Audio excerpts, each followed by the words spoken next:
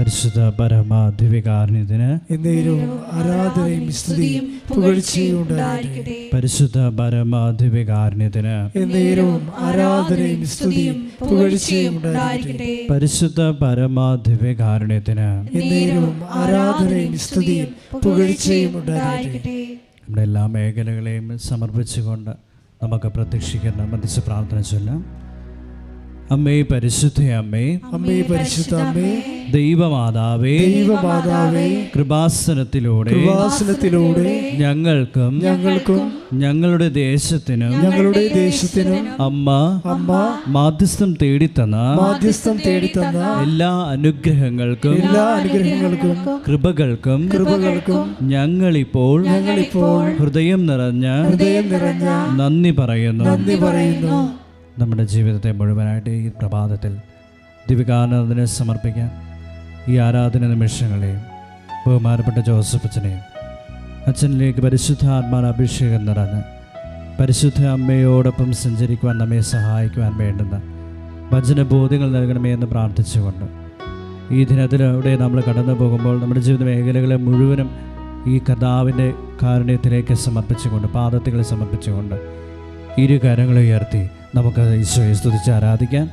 ഈശോയെ നന്ദി, hallelujah hallelujah hallelujah. ഈശോയെ നന്ദി, ഹല്ലേലൂയ ഹല്ലേലൂയ ഹല്ലേലൂയ. ഈശോയെ ആരാധന ആരാധന ഈശോയെ, ഈശോയെ ആരാധന ആരാധന ഈശോയെ വരണമേ എന്ന് പ്രാർത്ഥിക്കുന്നു. Hallelujah hallelujah hallelujah hallelujah.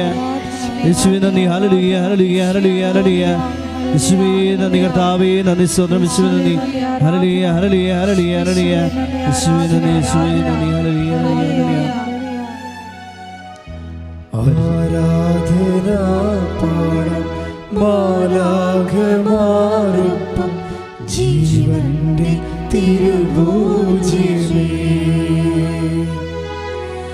ആരാധന പാടം മാലാഖമാരൊപ്പം ജീവന്റെ തിരുഭോജ്യമേ.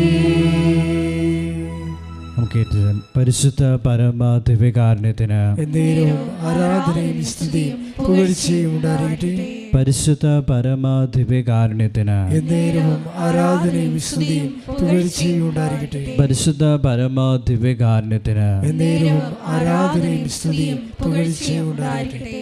അമ്മേ പരിശുദ്ധ അമ്മേ, അമ്മേ പരിശുദ്ധ അമ്മേ, ദൈവമാതാവേ, 2004 ഡിസംബർ 7-ാം തീയതി ഉച്ച കഴിഞ്ഞ് 2:30 കൃപാസനത്തിൽ സംഭവിച്ച അമ്മയുടെ പ്രത്യക്ഷപ്പെടലിനെ കുറിച്ച് തിരുസഭയ്ക്ക് സമർപ്പിച്ചിരിക്കുന്ന പഠനരേഖകളുടെ മേൽ വസ്തുനിഷ്ഠവും ദൈവശാസ്ത്ര വിധിപ്രകാരമുള്ളതുമായ അന്വേഷണ പഠനങ്ങൾ നടത്തി ആ പ്രത്യക്ഷപ്പെടലിലൂടെ പ്രകടമായ ദൈവമാതാവിന്റെ പ്രത്യേക കരുതലും സംരക്ഷണവും വെളിപ്പെടുത്തുന്ന പീഡിതരുടെ ആശ്വാസവും പ്രവാചകന്മാരുടെ രാജ്ഞിയും വാഗ്ദാനത്തിന്റെ പേടകവും പ്രപഞ്ച പ്രകൃതിയുടെ മാതാവുമായ പരിശുദ്ധ അമ്മയുടെ ഭക്തി തിരുസഭയിൽ കൂടുതൽ പ്രചരിച്ച് ജീവിതത്തിന്റെ ദുരിത ദുരന്ത അവസ്ഥകളിൽ അകപ്പെട്ടു കഴിയുന്ന അനേകായിരം മക്കൾക്ക് ദൈവത്തിന്റെ സാന്നിധ്യവും സന്ധിപ്പും കൂടുതൽ അനുഭവിക്കുക ആത്മീയ വിശുദ്ധിയും ദൈവശക്തിയും കൈവരിക്കുവാൻ ഞങ്ങളുടെ കുടുംബങ്ങളെ ഇടയാക്കണമേ. നമ്മുടെ ജീവിതത്തെ ഒരിക്കൽ കൂടി ഈ കർത്താവിൻ്റെ കരങ്ങളിൽ സമർപ്പിക്കാം. നമ്മളായിരിക്കുന്ന അവസ്ഥകളെ ഈശോയുടെ കരങ്ങളിലേക്ക് കൊടുക്കാം. ഇന്ന ദിവസം നമ്മളായിരിക്കുമ്പോൾ നമ്മുടെ മനസ്സിലൂടെ കടന്നു പോകുന്ന വേദനകൾ മുഴുവനും സമർപ്പിച്ചുകൊണ്ട് ഇരു കരങ്ങൾ ഉയർത്തി ഈശോയെ സ്തുതിച്ച് ആരാധിക്കാം. യേശുവേ നന്ദി, hallelujah hallelujah hallelujah hallelujah hallelujah. യേശുവേ നന്ദി, ഹല്ലേലൂയ ഹല്ലേലൂയ ഹല്ലേലൂയ. യേശുവേ ആരാധന ആരാധന ആരാധന. ഹല്ലേലൂയ ഹല്ലേലൂയ ഹല്ലേലൂയ ഹല്ലേലൂയ. യേശുവേ നന്ദി കർത്താവേ, സ്തുതി സ്തോത്രം യേശുവേ നന്ദി. Hallelujah hallelujah hallelujah hallelujah hallelujah hallelujah. യേശുവേ നന്ദി യേശുവേ നന്ദി. Hallelujah hallelujah hallelujah. മാലാഖമാരൊപ്പം ജീവന്റെ തിരുഭോജ്യമേ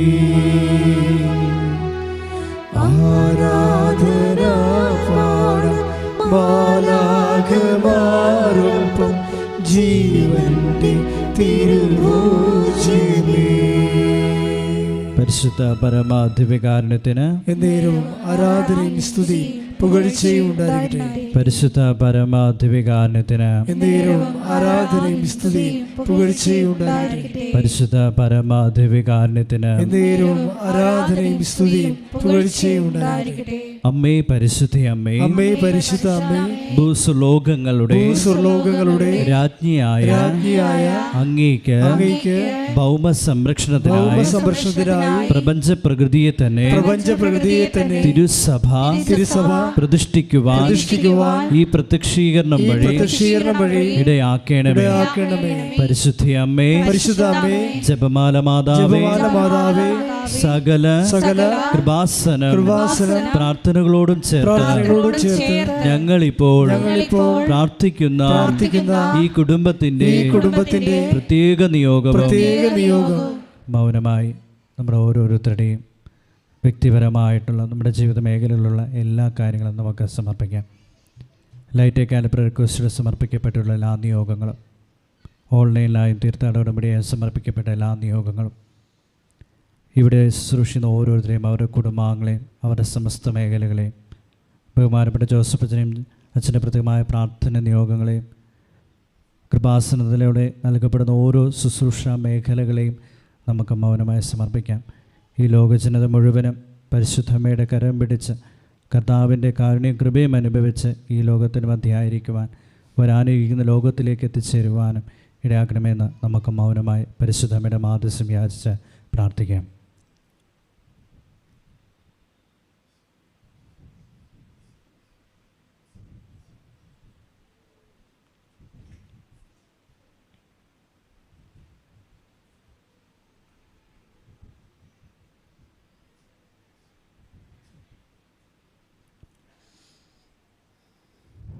നമുക്ക് ഏറ്റുചൊല്ലാം. അമ്മയുടെ പ്രത്യക്ഷീകരണത്തിൻ്റെ ഈ അനുഗ്രഹവേളയിൽ ഞങ്ങൾക്ക് സാധിച്ചു തരുവാൻ കനിയണമേ. ആമേൻ. ഒരിക്കൽ കൂടി ഇരു കരങ്ങൾ ഉയർത്തി സ്തുതിച്ച് ആരാധിക്കാം. യേശുവേ നന്ദി. Hallelujah hallelujah hallelujah hallelujah. യേശുവേ നന്ദി. Hallelujah hallelujah hallelujah hallelujah. യേശുവേ നന്ദി. Hallelujah hallelujah. യേശുവേ ആരാധന ആരാധന ആരാധന ആരാധന ആരാധന ആരാധന ആരാധന. ഹല്ലേലൂയ hallelujah hallelujah hallelujah hallelujah hallelujah hallelujah. യേശുവേ നന്ദി. യേശുവേ നന്ദി. യേശുവേ നന്ദി. Hallelujah hallelujah hallelujah hallelujah hallelujah hallelujah hallelujah. യേശുവേ ആരാധന ആരാധന ആരാധന ആരാധന ആരാധന ആരാധന ആരാധന. ഹല്ലേലൂയ hallelujah hallelujah hallelujah hallelujah hallelujah. യേശുവേ യേശുവേ യേശുവേ. Hallelujah hallelujah hallelujah hallelujah. ആത്മാവിൻ അൾത്താരതന്നിൽ നിന്നെ ഞാൻ ആരാധിക്കാം. ശ്രമത്തിൽ ചേർന്ന് പാടാം. ആത്മാവിൻ അൾത്താരതന്നിൽ നിന്നെ ഞാൻ ആരാധിക്കാം. ഒരിക്കൽ കൂടി ചേർന്ന് പാടാം. ആത്മാവിൻ അൾത്താരതന്നിൽ നിന്നെ ഞാൻ ആരാധിക്കാം. എൻ്റെ ജീവനായി തീരുന്ന സ്നേഹമേ, ആരാധന നിനക്കാരാധന. എൻ്റെ ജീവനായി തീരുന്ന സ്നേഹമേ, ആരാധന നിനക്കാരാധന. ഓ ദിവ്യമാ സ്നേഹമേ, ഓ ദിവ്യകാരുണ്യമേ. എല്ലാവരും ചേർന്ന് ഉറക്കെ പാടാം. ഓ ദിവ്യമാ, ഓ ദിവ്യകാരുണ്യമേ. തിരുവത്താഴമേശയിലെ സമ്മാനം തിരുവത്താഴ മേശയിലെ സമ്മാനമേ, ഓ ദിവ്യമാ സ്നേഹമേ, ഓ ദിവ്യകാരുണ്യമേ. ആരാധന പാടാം, ആരാധന പാടാം, മാലാഖമാരൊപ്പം ജീവന്റെ തിരുഭോജ്യമേ. ആരാധന പാടാം, മാലാഖമാരൊപ്പം ജീവന്റെ തിരുഭോജ്യമേ. പ്രിയമുള്ളവരെ, നമ്മുടെ ഉടമ്പടി ധ്യാനത്തിൻ്റെ ഉദ്ദേശം ഉടമ്പടി എടുക്കാനിരിക്കുന്നവരും ഉടമ്പടി എടുത്തവരും അവർക്ക് ആ ഉടമ്പടി എടുത്ത പ്രകാരമുള്ള വിഷയങ്ങൾ സുവിശേഷത്തിൻ്റെ ഒരു വിചാരധാര, ദ ഗോസ്പൽ റീസൺ അല്ലെങ്കിൽ ഗോസ്പൽ റീസണിങ്, സുവിശേഷം മുന്നോട്ട് വെക്കുന്ന, വിശ്വാസികളുടെ മുമ്പിൽ വെക്കുന്ന ഒരു ഡിവൈൻ റീസൺ ഉണ്ട്. നമ്മൾ പറയുന്നൊരു മാനുഷികമായ റീസൺ അല്ലത്. വെച്ചാൽ എല്ലാ ഡിവൈൻ റീസണും അനുസരിച്ച് ഈ ഉടമ്പടിയെ എങ്ങനെ സമീപിക്കാൻ പറ്റും, ഉടമ്പടി വിഷയങ്ങളെ എങ്ങനെ സമീപിക്കാൻ പറ്റും, ഉടമ്പടി വിഷയങ്ങൾ എന്താണ് ലക്ഷ്യം വെക്കുന്നത്, അങ്ങനെ വളരെ ശ്രദ്ധയോടെ ഇരിക്കേണ്ട. എന്നാൽ അങ്ങനെ ഇരുന്നാൽ പെട്ടെന്ന് നമ്മുടെ ഉടമ്പടി വിഷയത്തിൻ്റെ മേൽ ദൈവിക ഇടപെടലുണ്ടാകുന്ന സുവിശേഷ മാർഗങ്ങളാണ് പലപ്പോഴും നമ്മൾ ഉടമ്പടിയിൽ ധ്യാനിക്കണത്. പ്രാർത്ഥിക്കുക. കർത്താവായ ദൈവമേ, ഞങ്ങളിപ്പോൾ കൂടിക്കൊണ്ടിരിക്കുന്ന ഉടമ്പടി ധ്യാനത്തിലൂടെ വെളിവാകുന്ന സുവിശേഷ വഴികൾ കണ്ടെത്തുവാൻ അതിന് അനുപേക്ഷണീയമായ ദൈവവചനങ്ങൾക്ക് ഗ്രഹിക്കാൻ പ്രത്യേക അഭിഷേകം ലഭിക്കാൻ ഞങ്ങളുടെ ഹൃദയത്തെയും അതിരത്തെയും ചിന്തകളെയും വിചാരധാരകളെയും അങ്ങ് പൂർണ്ണമായി ഈ ആരാധനാ നിമിഷം ഏറ്റെടുക്കണമേ എന്ന് പ്രാർത്ഥിക്കുന്നു.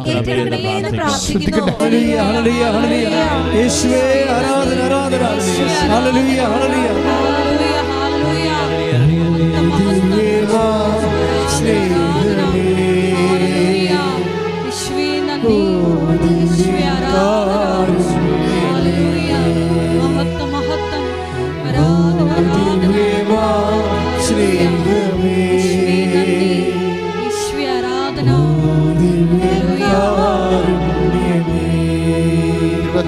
തിരുവത്താഴ മേശയിൽ സമ്മാനമേ, തിരുവത്താഴ മേശയിൽ സമ്മാനമേ, ഓ ദിവ്യമാ സ്നേഹമേ, ഓ ദിവ്യകാരുണ്യമേ. പ്രിയമുള്ളവരെ, നമ്മൾ ഉടമ്പടിയിൽ എന്താണ് നമ്മൾ ലക്ഷ്യം വെക്കുന്നത്? അഥവാ ഉടമ്പടി നമ്മൾക്ക് എന്ത് നേടിത്തരുന്ന പ്രാർത്ഥനയാണ്? ഒറ്റ വാക്കിൽ പറഞ്ഞാൽ നമുക്കറിയാം, ഉടമ്പടിയും വാഗ്ദാനവുമായിട്ടാണ് ദൈവം കണക്ട് ചെയ്തിരിക്കുന്നത്. ഉടമ്പടിയുടെ കൂടെ തന്നെയാണ് ദൈവം എപ്പോഴും വാഗ്ദാനങ്ങളെക്കുറിച്ച് പറയുന്നത്. ദൈവികമായ എല്ലാ അനുഗ്രഹങ്ങളും, ജോലി, വീട്, വിവാഹം തൊട്ട് നിത്യത വരെ എല്ലാം ദൈവം, അങ്ങനെയുള്ള എല്ലാ അനുഗ്രഹങ്ങളെയും ദൈവം അത് നേടുന്നതിന് നമ്മളെ പ്രേരിപ്പിക്കുന്ന രീതിയിൽ ദൈവം അത് സിമ്പിൾ ബ്ലെസ്സിങ്സ് എന്നല്ല പറഞ്ഞിരിക്കുന്നത്. കേവല അനുഗ്രഹങ്ങളല്ല, ദൈവം വാഗ്ദാനങ്ങളാണ്. ദൈവത്തിൽ നിന്ന് നമുക്ക് ലഭിക്കണതെല്ലാം വാഗ്ദാനങ്ങളുടെ അടിസ്ഥാനത്തിലാണ്. ഇപ്പോൾ നമ്മൾ ഗവൺമെൻറ്റിൽ ഒരു അല്ലെങ്കിൽ പഞ്ചായത്തിൽ ഒരു ഉദാഹരണം പറയുകയാണ് ഞാൻ. പഞ്ചായത്തിൽ ഒരു നമ്മുടെ വീട്ടിലുള്ള കുളം അല്ലെങ്കിൽ ഒരു ജലസംഭരണി, കണ്ടം എന്നൊക്കെ പറയും ആലപ്പുഴ പ്രദേശത്ത്, അത് ഒന്ന് ആഴപ്പെടുത്തി ഭംഗിയാക്കി അതിൽ മെയിൻ വളർത്തണമെന്ന് വിചാരിച്ചിട്ട് നമ്മൾ പഞ്ചായത്തിൽ കൊണ്ടുപോയി ഒരു ആപ്ലിക്കേഷൻ വെക്കുന്നു, അല്ലെങ്കിൽ ഗവൺമെൻറ് വെക്കുന്നു. പക്ഷേ ഗവൺമെൻറ് എന്താണ് ചെയ്യണത്? ഉടനെ അതിന് സ്കീമുണ്ടോ എന്ന് നോക്കും.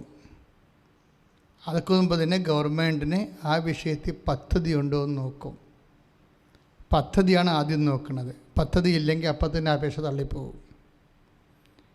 പദ്ധതി ഉണ്ടെങ്കിൽ അതൊരു സ്കീം ഉൾപ്പെടുത്തിയായിരിക്കും ഗവൺമെൻറ് അത് ജനങ്ങളിലേക്ക് കൊടുക്കുന്നത്. അതിൻ്റെ സ്കീം ഇപ്പോഴുണ്ടോ എന്ന് നോക്കും. പദ്ധതി ഉണ്ടായിട്ട് കാര്യമില്ല, സ്കീം ഇപ്പോഴും ഉണ്ടാകണം. അപ്പോഴിതുപോലെ തന്നെയുള്ള വിഷയമാണ് ബൈബിളിലുള്ളത്. പക്ഷേ ബൈബിളിലുള്ള ഒരു വിഷയം എന്ന് വെച്ച് കഴിഞ്ഞാൽ എല്ലാത്തിനും വേണ്ടി പദ്ധതി ഉണ്ടെന്നുള്ളതാണ്. എല്ലാത്തിനും വേണ്ടി സ്കീമുണ്ട്. അതാണ് ഈ ലോകത്തിൻ്റെ രാജ്യവും ദൈവരാജ്യവും തമ്മിലുള്ള വ്യത്യാസം. ഇപ്പോൾ ലോകരാജ്യത്തിൽ ഇന്ന ചില കാര്യങ്ങൾക്ക് ചില കാലങ്ങളിലായിരിക്കും പദ്ധതി ഉണ്ടാകണത്, സ്കീം ഉണ്ടാകണത്. ദൈവരാജ്യത്തിൽ എല്ലാ കാര്യങ്ങൾക്കും എല്ലാ കാലങ്ങളിലും സ്കീമുണ്ടാകും. ഈ ഒരു വ്യത്യാസമുണ്ട്. എല്ലാ കാര്യങ്ങൾക്കും സ്കീം ഉണ്ടാകുമെന്ന് പറഞ്ഞാൽ എന്താണെന്ന് അറിയാമോ? ഇപ്പോഴേ റിയ റേച്ചലിൻ്റെ സാക്ഷ്യം കേട്ടാൽ നമ്മൾക്ക് വളരെ സർക്കാസ്റ്റിക്കായിട്ട് തോന്നും. റിയ റേച്ചൽ എന്താ പറയണത്? ആ സാക്ഷ്യം നല്ല റീച്ചിങ്ങുള്ള സാക്ഷ്യമാണ്. അവരുടെ വിഷയം, അവരുടെ ഒരു 12 വയസ്സിൽ വെച്ച് അവരുടെ മുടി മൊത്തം പോകും, തലമുടി മൊത്തം നഷ്ടപ്പെടും.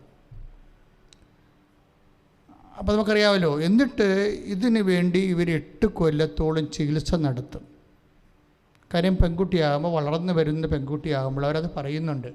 വളർന്നു വരുന്ന ഒരു പെൺകുട്ടിക്ക് തലമുടി നഷ്ടപ്പെട്ടാൽ ഉണ്ടാകുന്ന വിഷമങ്ങളെക്കുറിച്ച് ചിന്തിക്കാൻ പറ്റാത്ത മാനസിക പീഡ അവർ അനുഭവിക്കുകയാണ്.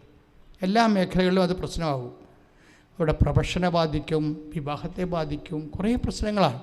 അല്ലാതെ നമ്മളൊരു തലമുടി കൊഴിഞ്ഞു പോകുന്ന പ്രശ്നം അല്ലത്. അത് മുന്നോട്ട് ചെല്ലും തോറും ഉത്കണ്ഠകളുടെ പെരുക്കമാണ് വരണത്. എന്താ വരണത്? അത് അവരുടെ പ്രൊഫഷനെ ബാധിക്കും തീർച്ചയായിട്ടും. പിന്നീട് അവരുടെ വിവാഹത്തെ ബാധിക്കും. ഇങ്ങനെ കുറേ വിഷയങ്ങളാണ് അവർ അഭിമുഖീകരിക്കുന്നത്. അതുകൊണ്ട് അവർ 8 കൊല്ലമാണ് ഈ റിയ റേച്ചൽ ചികിത്സ നടത്തുന്നത്. അപ്പോൾ ദാറ്റ് മീൻസ് 8 കൊല്ലം എന്ന് പറയുമ്പോൾ ഒരുമാതിരിപ്പെട്ട ലഭ്യമായിട്ടുള്ള എല്ലാവിധ ചികിത്സകളും അവരത് നടത്തുകയാണ്. പക്ഷെ അതിന് വലിയ ഫലമില്ലെന്ന് പറഞ്ഞത് നമ്മളുടെ ഒരു പാർശ്വമായിട്ട് കഷണ്ടിയായി പോകുന്ന അവസ്ഥയല്ല. ഇവർ ഫുൾ ബ്ലാഡഡാണ്. അതായത് മുഴുവൻ കഷണ്ടിയായി പോവുകയാണ്.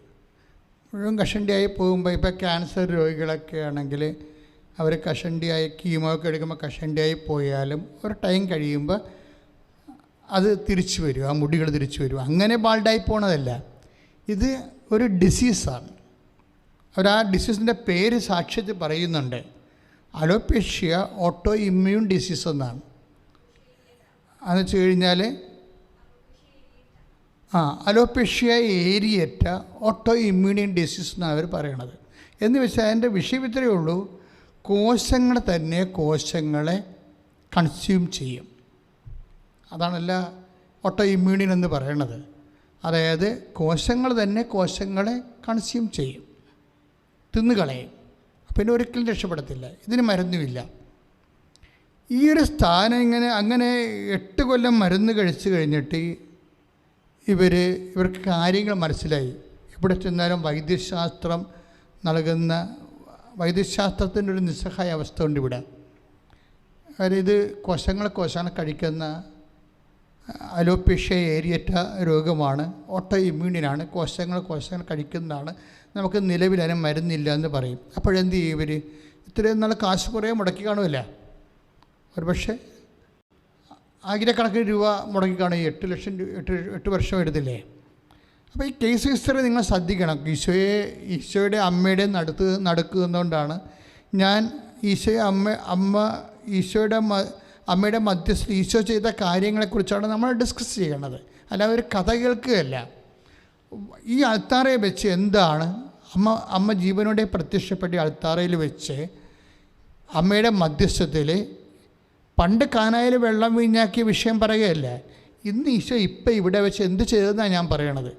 ഇത് നിങ്ങളുടെ ജീവിതത്തിൽ എന്ത് സംഭവിക്കും? അച്ഛൻ നിങ്ങൾ ശ്രദ്ധിച്ചുകൊണ്ടിരുന്നാൽ മതി. എന്തുകൊണ്ടാണ് നിങ്ങളുടെ ജീവിതത്തിൽ ഇതുപോലെ അത്ഭുതങ്ങൾ സംഭവിക്കാത്തതെന്ന് ചോദിച്ചാൽ അതിന് പല കാരണങ്ങളുണ്ട്. ഞാൻ ആ കാരണങ്ങളെല്ലാം പറയും. ആ കാരണങ്ങളെല്ലാം നിങ്ങൾ ഈ ധ്യാനത്തിലൂടെ റെക്ടിഫൈ ചെയ്താൽ ഇതുപോലെ തന്നെ സെയിം എക്സ്പീരിയൻസ് നമുക്ക് ഏത് സമയത്തും ഉണ്ടാവും.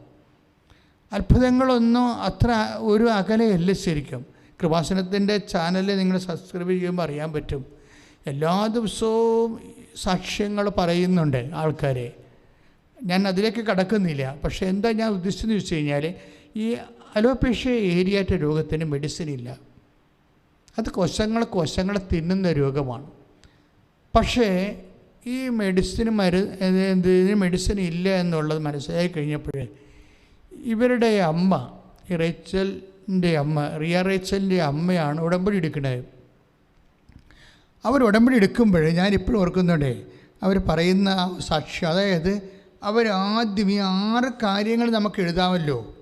അപ്പോൾ 6 കാര്യങ്ങളിൽ ആദ്യം എഴുതണത് എന്താണെന്ന് അറിയാമോ? എൻ്റെ മകളുടെ തലയിൽ 10 വർഷമായിട്ട്, അതായത് 8 വർഷം മരുന്ന് ഉപയോഗിച്ചു, 2 വർഷം ഒരു മരുന്ന് ഉപയോഗിച്ചിട്ടെന്ന് അവർ പറയുന്നുണ്ട്. മാത്രമല്ല ഈ 8 വർഷം, ഈ 10 വർഷത്തോളം കാലം അവർ വേറെ വിഗ് വാങ്ങിച്ച് വെച്ച് നടക്കുകയാണ്. അതാണ് 8 വർഷം അല്ലെങ്കിൽ 10 വർഷം മുഴുവനും ഈ റിയ ഒരു വിഗ്ഗും വെച്ചാണ് നടക്കുന്നത്. അപ്പോൾ അത് ഇനി ഭാവിയിൽ ഡയറക്റ്റ് വിവാഹത്തിലൊക്കെ ചെല്ലുമ്പോഴൊക്കെ പ്രോബ്ലം ഉള്ളത് കൊണ്ടും പ്രൊഫഷൻ്റെ ജോലി പ്രശ്നങ്ങളൊക്കെ ഉള്ള കാരണം അവളുടെ അമ്മ ഇവിടെ ഉടമ്പടി എടുക്കുമ്പോൾ ആദ്യം വെക്കുന്ന കാര്യം എന്താണ്? എൻ്റെ മകളുടെ തലയിലുള്ള തലമുടിയെല്ലാം തിരിച്ചു വരണമെന്നാണ് ആദ്യം എഴുതി വെക്കണം, മാതാവിനോട് പറയണത്. അപ്പോൾ നിങ്ങളൊരു മനസ്സിലാക്കേണ്ടത്, ഈ 10 വർഷത്തിനുള്ളിൽ ഇവർ വേറെ ഒരിടത്തും പോയി പ്രാർത്ഥിച്ചിട്ടില്ലേ? അതാണ് ചോദ്യം. ഈ 10 വർഷത്തിനുള്ളിൽ ഇവർ വേറെ ഇതുപോലെയുള്ള പ്രാർത്ഥനാ സങ്കേതങ്ങളിൽ പ്രാർത്ഥിച്ചിട്ടില്ലേ? തീർച്ചയായിട്ടും പ്രാർത്ഥിച്ചിട്ടുണ്ട്. അവർക്ക് ലഭ്യമായ എല്ലാ പ്രാർത്ഥനാ രീതികളും അവർ ഉപയോഗിച്ചിട്ടുണ്ട്. വൈദ്യശാസ്ത്രം മാത്രമല്ല, അതിൻ്റെ ഇരട്ടി പ്രാർത്ഥിച്ചിട്ടുണ്ട്. അവർ പ്രാർത്ഥിച്ച വിഷയങ്ങളെ, പ്രാർത്ഥിച്ച ഇടങ്ങളെക്കുറിച്ച് സംസാരിക്കുന്നത്. എങ്ങനെ ഉടമ്പടി മറ്റ് പ്രാർത്ഥനാ രീതികളിൽ നിന്ന് ഡിഫർ ചെയ്തിരിക്കുന്നുവെന്ന് നമ്മൾ മനസ്സിലാക്കണം. എന്താണ് ഉടമ്പടിക്കുള്ള പ്രത്യേകത? ഈ ഉടമ്പടിയിൽ ഇത് വെക്കുകയും 90 ദിവസം, ഉടമ്പടിയുടെ ഡേറ്റ് എന്ന് പറഞ്ഞാൽ ആദ്യ ഘട്ടം എന്ന് പറയുന്നത് 90ആണ്. അത് വാഗ്ദാന പേടകത്തെ അടിസ്ഥാനപ്പെടുത്തിയുള്ള പഴയ നിയമത്തിൽ ദൈവത്തിൻ്റെ സാന്നിധ്യം വാഗ്ദാന പേടകത്തിൽ കുടികൊള്ളുന്നത്, ആ ദൈവസാന്നിധ്യമാകുന്ന കൃപാസനം, ആ ദൈവവചനം ഉൾക്കൊള്ളുന്ന കൃപാസനം എന്ന് പറയുന്ന സ്വർണ്ണ പേടകം ഒരു അനുഗ്രഹത്തിൻ്റെ ഒരു സ്ഥലത്തിരിക്കുമ്പോൾ 90 ദിവസമാണ് അതിരിക്കുന്നത്. പുതിയ നിയമത്തിൽ വരുമ്പോൾ പരിശുദ്ധ അമ്മയാണ് പഴയ നിയമത്തിൻ്റെ കൃപാസനത്തിൻ്റെ ഉള്ളിൽ സ്വർണ്ണപേടകത്തിൽ കർത്താവിൻ്റെ വചനമാണ് ദൈവസാന്നിധ്യമായിട്ടിരുന്നെങ്കിൽ, പുതിയ നിയമത്തിൽ പരിശുദ്ധ അമ്മയുടെ ഉദരത്തിൽ ജീവിക്കുന്നവനായ ദൈവം തമ്പുരാൻ, പുത്രൻ തമ്പുരാനാണ് വചനം മാംസമായി അമ്മയുടെ ഉദരത്തിൽ ഇരിക്കുമ്പോഴാണ് അമ്മ കൃപാസനമായി മാറണത്. അമ്മ ഈ കൃപാസനമെന്ന ഈ സ്ഥാപനത്തിൻ്റെ പേര് 89 അമ്മയോട് പറയണത്. അതായത് ഞാനൊരു മരിയൻ ഇയർ അന്നുണ്ടായിരുന്ന കാലത്ത് അമ്മയെ ഞാൻ 7000 കുടുംബങ്ങൾ, അല്ല 1500 കുടുംബങ്ങൾ ഞാൻ കയറി ഇറങ്ങി അവർ കൊണ്ട് ജപമാല ചെല്ലിച്ച് അമ്മയുടെ തിരുസ്വരൂപത്തെ സ്വീകരിച്ച ഒരു ആഗസ്റ്റ് 11 1987. അതിനുശേഷമാണ് എൻ്റെ ജീവിതത്തിലേക്ക് അമ്മ വളരെ ശ്രദ്ധയോടുകൂടി ഇടപെടാൻ തുടങ്ങിയത്. അല്ല, ഇത് ഓൾ ഓൺ എ സഡൻ 2004 സംഭവിക്കണ വിഷയമല്ല. 87, അതായത് ഞാനിത് പറയണമെങ്കിൽ, അതായത് നിങ്ങളും ഇതുപോലെ ഈ വിഷയങ്ങൾക്ക്, ദൈവികമായ കാര്യങ്ങൾക്ക് സീരിയസ്നെസ് കൊടുക്കാത്തത് കൊണ്ടാണ് ദൈവാനുഭവം ഉണ്ടാകാത്തത്. വേറെ ഒരു കാര്യമില്ല. ഞാൻ ഇന്ന് ഓർക്കുകൊണ്ട് മാതാവിൻ്റെ രൂപം കൊച്ചിയിൽ നിന്ന് ആലപ്പുഴയിൽ കൊണ്ടുവരുന്നതാണ് വിഷയം. അതിൽ ഇതുപോലെ എല്ലാ ഇടവക അംഗങ്ങളെയും മെഴുകുതിരിയും കത്തിച്ച് പുറത്തിറക്കി ആയിരങ്ങളെ കൊണ്ട് ജപമാല ചൊല്ലിച്ച് അമ്മയെ സ്വീകരിക്കുമ്പോൾ, രാത്രി മുഴുവൻ പള്ളിയിൽ സ്വീകരിച്ചിട്ട് അവിടെ ഉണർന്നിരുന്ന് പ്രാർത്ഥിക്കുമ്പോൾ ആ പല ഇടവകകളിലൂടെയാണ് അമ്മ കടന്നു പോകുന്നത്. അപ്പം അമ്മയ്ക്കറിയാം ഏതെല്ലാം ഇടവകയിലൂടെ കടന്നു പോകുന്നുണ്ട്, എന്തൊക്കെയാണ് അവിടെയൊക്കെ സംഭവിച്ചതെന്ന്. ചില ആൾക്കാർ രാഷ്ട്രീയ പതാകയ്ക്ക് സ്വീകരണം കൊടുക്കണം, ഒരു മാലയെ വിട്ട്, ഒരു കൈക്കാരന് ഒരു അച്ഛനൊക്കെ ഇട്ട് ഒരു മാലയൊക്കെ ഇട്ട് അമ്മയെ പറഞ്ഞു വിടും. ഇത് എന്താ സംഭവം എന്ന് വെച്ച് കഴിഞ്ഞാൽ, നമ്മൾ ദൈവത്തിന് എന്ത് പ്രാധാന്യം കൊടുക്കുന്നു, അതാണ് വിഷയം. അല്ല, ഇതൊക്കെ ഒരു ആചാര അനുഷ്ഠാന വട്ടമായിട്ട് നമ്മൾ ചെയ്തു പോയാൽ അങ്ങനെ ചെയ്ത് നമ്മൾ മരിച്ചു പോകും. പക്ഷെ ഓരോ വിഷയവും എൻ്റെ ദൈവത്തെ മഹത്വപ്പെടുത്താൻ വേണ്ടി പരിശുദ്ധാത്മാവ് നമുക്കൊരു ഒരു ഒരു ഇൻറ്റ്യൂഷൻ തരണം. അതായത് പ്രെയർ സീരിയസ് ആയിട്ട് എടുക്കുന്ന ആൾക്കാർക്ക് ഇൻറ്റ്യൂഷൻ കിട്ടും. പ്രെയർ സീരിയസ് ആയിട്ട് എടുക്കുന്ന ചില ആൾക്കാർക്ക് വളരെ വൈകാരികമായിട്ട് എടുക്കാം. ഈ ദിവസങ്ങളിൽ തന്നെ ഈ റിയ റൈച്ചൻ്റെ സാക്ഷ്യത്തിൻ്റെ കൂടെ ഉള്ളൊരു സാക്ഷ്യം, അതുപോലെ രസകരമായൊരു സാക്ഷ്യമുള്ളത് ഷേർലി വട്ടിയൂർക്കാവാണ്, ട്രിവാൻഡ്രത്തെ ഷേർലിയുടെ സാക്ഷ്യം. ഷേർലിയുടെ സാക്ഷ്യം എന്ന് വെച്ചാൽ, ഒരു മകന് ഇൻ്റർവ്യൂവിന് പരാജയപ്പെട്ട് കഴിഞ്ഞപ്പോൾ എന്താ ചെയ്തത്, എൻ്റെ ഫോറിൻ യൂണിവേഴ്സിറ്റിയുമായിട്ടുള്ള ഇൻ്റർവ്യൂ ആണ്, UK ഇൻ്റർവ്യൂ ആണ്. അവൻ +2 ആണ്. പക്ഷേ ആ ഫോൺ ഇൻ്റർവ്യൂവിൽ അവൻ പരാജയപ്പെട്ടപ്പോൾ അവൻ പറഞ്ഞ് അവന് ടെൻഷനായി, പെട്ടെന്ന് ടെൻഷൻ കയറുന്ന ആളാണ്. അപ്പോൾ ഇങ്ങനെ പരാജയപ്പെട്ട പിന്നെ അവനെ തിരിഞ്ഞു നോക്കത്തില്ല. അപ്പോഴെന്താ അവർ ചെയ്യണത്, അവരെന്താ ചെയ്തതെന്ന് വെച്ച് കഴിഞ്ഞാൽ, അവരോട് പറഞ്ഞ, മകനെ നീ അടുത്ത ഇൻ്റർവ്യൂവിന് പങ്കെടുക്കും, നിനക്ക് അമ്മ അത് തരും. ഈ ചില അമ്മമാർക്കുണ്ടാകുന്ന ഒരു വിശ്വാസമുണ്ട്, അതായത് ഇവൻ തകർന്നു പോയി, ഇവൻ്റെ ആ ടൈപ്പ് അങ്ങനെയാണ്. പക്ഷേ ഷേർലി പറയും, അടുത്ത ഇൻ്റർവ്യൂവിന് നീ പങ്കെടുക്കും, അമ്മ നിനക്കത് തരും. എന്നിട്ട് ഇവർ പറയണ ഒരു സാക്ഷ്യമുണ്ട്. ഞാനൊരു കാശുരൂപം കൃപാസനത്തിൽ വന്ന് അച്ഛനോട് വെഞ്ചരിച്ചുകൊണ്ട് പോയിട്ട്, ഞാൻ ഇൻ്റർവ്യൂവിന് പോകുന്ന സമയത്ത് അവൻ്റെ കാശുരൂപം അവൻ്റെ പോക്കറ്റിലിട്ട് കൊടുത്തത്. പോക്കറ്റിലിട്ടല്ല പ്രശ്നം, പോക്കറ്റിലിട്ടിട്ട് ആ കാശുരൂപത്തിൽ അമ്മയുടെ മുഖം അവൻ്റെ ഹൃദയത്തിലേക്ക് തിരിച്ചാണ് ഞാൻ ഇട്ടിരിക്കുന്നത്. ഒരാൾ ഒരു വിഷയം ചെയ്യേണ്ട രീതി കണ്ടില്ലേ, ഒരു കാശുരൂപമുണ്ട്, നീ ഇതുകൊണ്ട് പ്രാർത്ഥിക്കുക, അങ്ങനെയല്ല പറയണത്. അവർ പറയണത്, ആ കാശുരൂപം കൊണ്ടുപോയിട്ട് അവൻ്റെ പോക്കറ്റിൽ ഇട്ടിട്ട് അത് മാതാവിൻ്റെ മുഖം അവൻ്റെ ഹൃദയത്തിലേക്ക് തിരിച്ചാണ് ഇരിക്കണമെന്ന് നോക്കിയിട്ട് അങ്ങനെ ഒരു പ്ലേസ് ചെയ്യുന്നതാണ് പറയണത്. ഇതെന്ന് പറയണത് ഒരാളിന് ദൈവവുമായിട്ടുണ്ടാകുന്ന വൈകാരികമായൊരു ബന്ധമാണ്. വിശ്വാസമെന്ന് പറയുമ്പോൾ എപ്പോഴും എൻ്റെ മക്കൾ ശ്രദ്ധിക്കണം, വിശ്വാസം ഒരിക്കലും കേവല വിശ്വാസമായിട്ട് നിൽക്കത്തില്ല, വർക്കൗട്ട് ചെയ്യത്തില്ല. ഈ കേവല വിശ്വാസത്തിൻ്റെ കൂടെ ദൈവസ്നേഹമുണ്ടാകും, പ്രത്യാശ ഉണ്ടാകും. അപ്പോൾ ഇതെല്ലാം ഇങ്ങനെയാണ് നമ്മൾ വാഗ്ദാനം പ്രാപിക്കണത്. അപ്പോൾ അതിൻ്റെ എങ്ങനെയാണ് വാഗ്ദാനം പ്രാപിക്കണതെന്ന് ഞാൻ പറയുകയാണ്. ഇപ്പോൾ ആദ്യത്തേത്, ഇപ്പോൾ റിയ റൈച്ചൻ്റെ വിഷയം എന്താണ്, അവർ 90 ദിവസമായപ്പോൾ 10 വർഷത്തിന് ശേഷം ലോകത്തിലുള്ള മുഴുവൻ മരുന്നും എല്ലായിടങ്ങളിലും പ്രാർത്ഥനയ്ക്ക് ശേഷം ഉടമ്പടിയിൽ, അമ്മേ എൻ്റെ മകൾക്ക് തലമുടിയില്ല, അമ്മ തിരിച്ച് തലമുടി വെച്ച് കൊടുക്കണം, അതാണ് എൻ്റെ ആദ്യ ഉടമ്പടി എന്ന് പറയുമ്പോൾ 90 ദിവസമാണ് ഉടമ്പടിയുടെ ദിവസം. ആ 90-ാം പക്വമാകുമ്പോൾ മുട്ടി വളർന്ന് അങ്ങോട്ട് കയറും. നിങ്ങളാ സാക്ഷ്യം കേൾക്കണം, സാക്ഷ്യം ഇട്ട് കൊണ്ട് കിടപ്പുണ്ട്.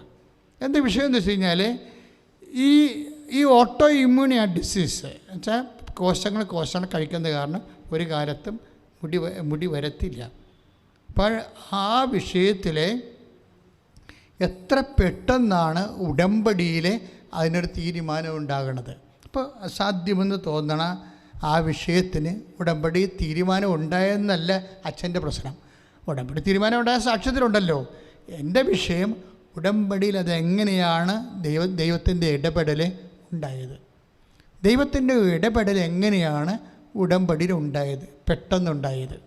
അതെന്ന് വെച്ച് കഴിഞ്ഞാൽ അതിൻ്റെ കാരണം ഇവരുടെ വിശ്വാസമാണ്. ഒന്ന് എന്നുവെച്ചാൽ റിയ റേച്ചൻ്റെ അമ്മ മാതാവിൻ്റെ മധ്യസ്ഥത്തിൽ കലർപ്പില്ലാതെ വിശ്വസിക്കുന്നു. എന്ന് വെച്ച് കഴിഞ്ഞാൽ ചില ആൾക്കാരെന്ന് വെച്ച് കഴിഞ്ഞാൽ മകൻ്റെ ജോലി, വീട് വെക്കണം, ലോൺ കിട്ടണം, മൂത്ത മകൾക്ക് പ്രൊമോഷൻ വേണം എന്നൊക്കെ പറഞ്ഞ് 5 എണ്ണം എഴുതിയതിന് ശേഷം 6ാമത്തത് ഒക്കട്ടെ കിട്ടിയ കുട്ടിയെന്നും പറഞ്ഞുകൊണ്ട് വേണേൽ എഴുതും. എൻ്റെ മകളുടെ തലയിൽ മുടിയില്ല, അത് നടക്കാത്ത കാര്യമാണ്, അത് ദൈവത്തിനും നടക്കത്തില്ല എന്ന് എനിക്കറിയാം എന്നൊക്കെ പറഞ്ഞുകൊണ്ടാണ് മനസ്സിലാണ് ഈ 6ാമത്തെ കാര്യമായിട്ട് എഴുതണത്. പലപ്പോഴും നമ്മൾ ശ്രദ്ധിച്ചാൽ മനസ്സിലാവും, ഉടമ്പടിയിൽ 6ാമത്തെ കാര്യം എഴുതുന്നത് നിങ്ങളുടെ വിശ്വാസം ഏത് ലെവലിലുള്ളതാണെന്ന് നമുക്കറിയാൻ പറ്റും. നമുക്കറിയാൻ പറ്റത്തില്ലെങ്കിലും മാതാവിനതറിയാൻ പറ്റും. എന്ന് വെച്ചാൽ അവസാനം 6ാമത്തായിട്ട് നീ എഴുതിയ എന്താണ്? 25 വർഷമായി എൻ്റെ ഭർത്താവിൻ്റെ കള്ളുകുടി മാറണേ. അതെന്താ 6ാമത്തായിട്ട് എഴുതിയത്? അതാണല്ല നീ ഇത്രയും നാൾ വിഷമിച്ച് ഭാരപ്പെട്ടിരിക്കണത്. ഇതെങ്ങനെയാണ് 6ാമത്തായിട്ട് വന്നത്? ഇപ്പം നിൻ്റെ മനസ്സ് തന്നെ പറയുന്നുണ്ട്, ഇത് ഞാൻ ചത്ത് മാത്രമേ ഇത് തീരത്തുള്ളൂ, ദൈവത്തിന് പോലും ഈ കുടി മാറ്റാൻ പറ്റത്തില്ല. അതാണ് ഈ 6ാമൻ്റെ പ്രശ്നം. അതായത് ഈ ഒരു ഒറ്റ ഈ 6ാമത് ഈ സാധനം വെച്ചിരിക്കണ കാരണം തന്നെ നിൻ്റെ മുഴുവൻ ഉടമ്പടി തള്ളിപ്പോകാൻ സാധ്യതയുണ്ട്. വളരെ ശ്രദ്ധിക്കേണ്ട കാര്യമാണ്. എന്താ വെച്ചാൽ നീ എന്താണ് ഈ 6ാമത് വെച്ചിരിക്കുന്നത്? 6ാമത്ത് വെച്ചിരിക്കാൻ കാരണം വെച്ച് കഴിഞ്ഞാൽ 6ാമത്തെ കാര്യം ചിലപ്പോൾ ഒത്ത കൊള്ളാം എന്നൊക്കെ പറഞ്ഞുകൊണ്ട് നടക്കത്തൊന്നുമില്ല, ദൈവത്തിന് പോലും ചെയ്യാൻ പറ്റത്തില്ല. ആ മനുഷ്യനിപ്പം 30 കൊല്ലമായി വെള്ളം അടിക്കണത്, കല്യാണ ദിവസം വരെ വെള്ളം അടിച്ചതാണ് ആ മനുഷ്യൻ. അപ്പോൾ അതെങ്ങനെ മാറാനാണ്? പിന്നെ മാതാവിന് ശക്തി ഉണ്ടെങ്കിൽ മാറട്ടെ. അപ്പം ദൈവത്തിൻ്റെ ശക്തിയെയും പരിപാലനയെയും ചോദ്യം ചെയ്തുകൊണ്ടാണ് പലരും 6ാമത്തെ കാര്യം വെച്ചിരിക്കുന്നത്. പക്ഷേ ഈ 6ാമത്തെ കാര്യം ഇങ്ങനെ ദൈവത്തിൻ്റെ ശക്തിയെ ചോദ്യം ചെയ്ത് വെച്ചിരിക്കുന്ന കാരണം തന്നെ ഉള്ളതെല്ലാം തള്ളിപ്പോകാൻ സാധ്യതയുണ്ട്. അപ്പോൾ ഉടമ്പടി പുതുക്കാൻ വരുമ്പോൾ നിങ്ങൾ ശ്രദ്ധിക്കണം. ഉടമ്പടി പുതുക്കാൻ വരുമ്പോൾ നിങ്ങൾ ശ്രദ്ധിക്കണം. എന്താണ് കാര്യം? നമ്മളെ സംബന്ധിച്ചിടത്തോളം ഒരു മനുഷ്യനുമായിട്ടല്ല നമ്മൾ ഉടമ്പടി ചെയ്യണത്, ദൈവവുമായിട്ടാണ് ഉടമ്പടി ചെയ്യണത്. ഇപ്പോൾ റേച്ചലിൻ്റെ അമ്മയ്ക്ക്, റിയ റേച്ചലിൻ്റെ അമ്മയ്ക്ക് മനസ്സിലായി, പരിശുദ്ധ അമ്മയ്ക്ക് എൻ്റെ മകൾക്ക് എന്ത് ഓട്ടോ ഇമ്മ്യൂണി ഡിസാണെന്ന് പറഞ്ഞാലും ശരി, പരിശുദ്ധ അമ്മ വിചാരിച്ചാൽ എൻ്റെ മകൾക്ക് മുടി തിരിച്ചു വരുമെന്ന്. അത് 6ാമത്തെ കാര്യമല്ല, 1ാമത്തെ കാര്യമായിട്ടാണ് എഴുതിയിരിക്കുന്നത്. അതാണ് അവിടെ വിജയിക്കാൻ കാരണം. ഏറ്റവും അസാധ്യമായ കാര്യം 1ാമത്തെ കാര്യമായിട്ട് എഴുതിയിരിക്കണം. അപ്പോഴെന്ന് വെച്ചാൽ അത്രയും ദൈവത്തിൽ ആ വ്യക്തി വിശ്വസിക്കുന്നു. അതുകൊണ്ടാണ് ബാക്കിയെല്ലാം രക്ഷപ്പെട്ടത്. ബാക്കി എല്ലാ വിഷയങ്ങളും രക്ഷപ്പെടുന്ന കാര്യം ആദ്യത്തെ വിഷയത്തിൽ തന്നെ അവർ കവർ ചെയ്ത്, ഉടമ്പടി ഡിമാൻഡ്സ് കവർ ചെയ്തു. കാര്യം ഒരു വാഗ്ദാനം എങ്ങനെയാണ് പ്രാപിക്കണത്? ദൈവം എന്തെല്ലാം കാര്യങ്ങൾക്ക് വേണ്ടി വാഗ്ദാനം തന്നിട്ടുണ്ട്. ഓൾമോസ്റ്റ് എവരിത്തിങ്ങിന് വാഗ്ദാനമുണ്ട്.